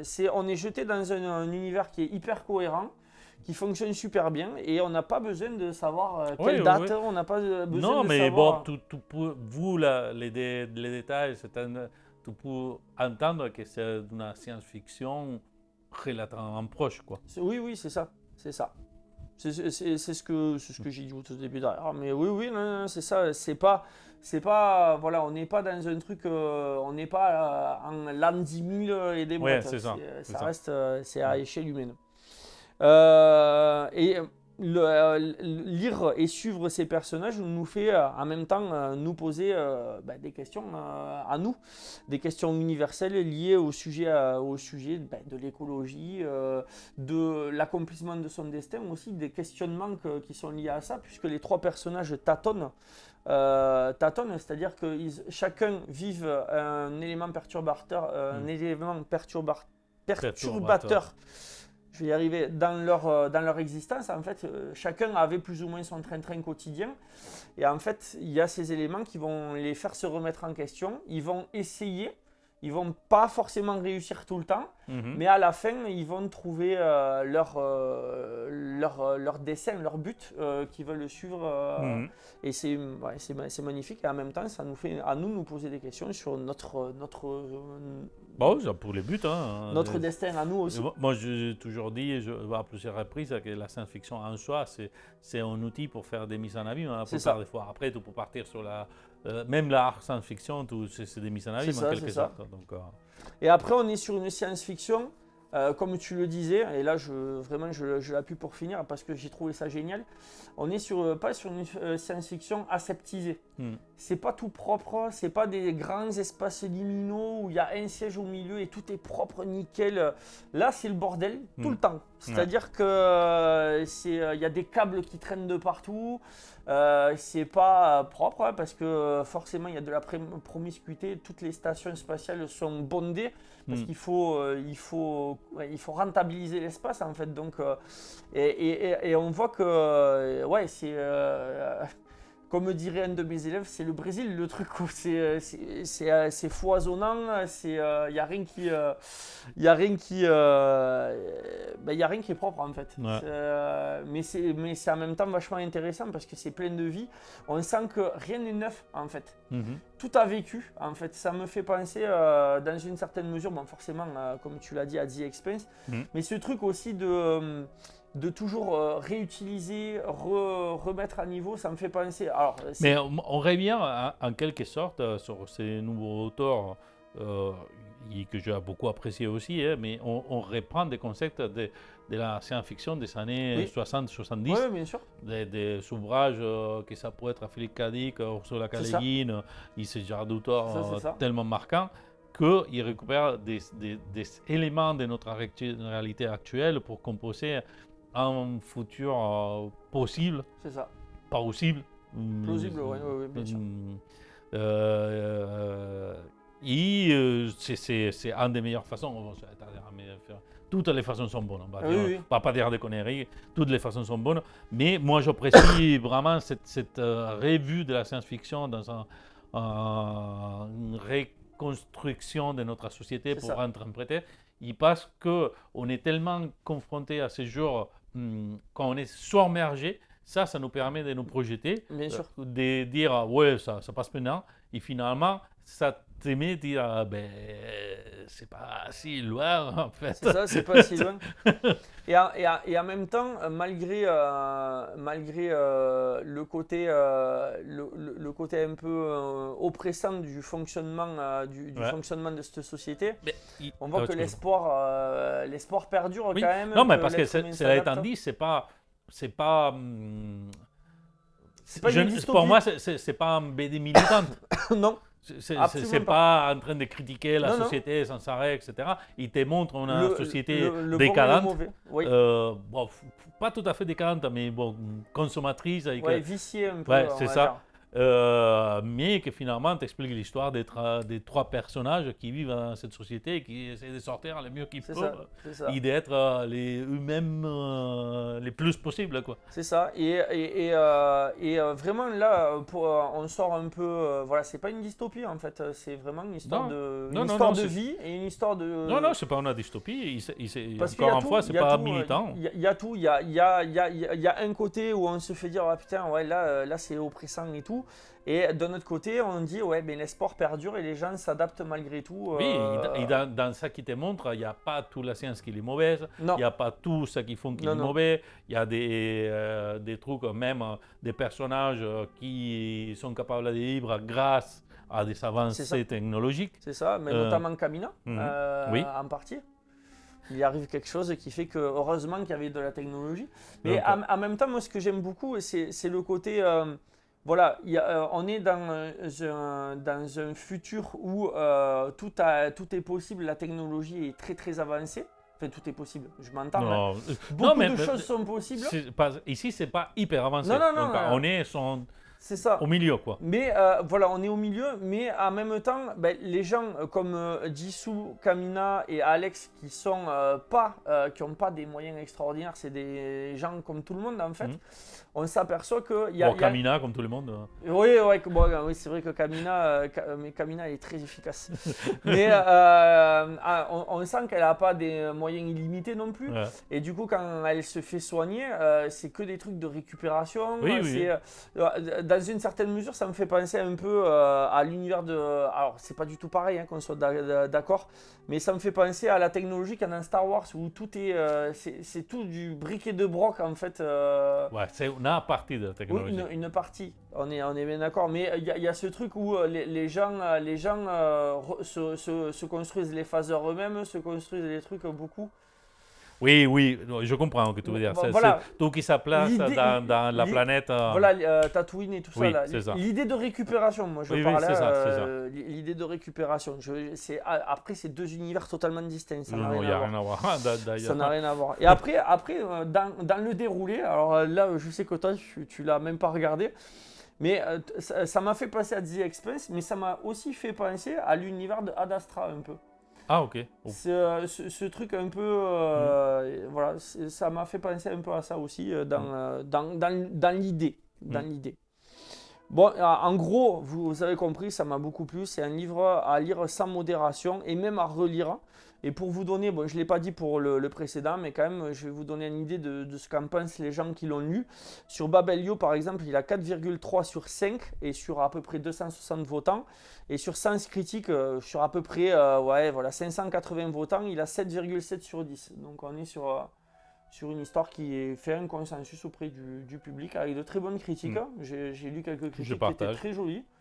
Franchement, à lire Frontières. Et je le redis parce que je ne l'ai peut-être pas dit assez, mais La Tour est à lire aussi. Bon. Voilà, j'ai fini. Ouais, bon. Bon, donc merci à tous ceux qui sont arrivés jusqu'à là. Oui, on a fait moins de 2 heures.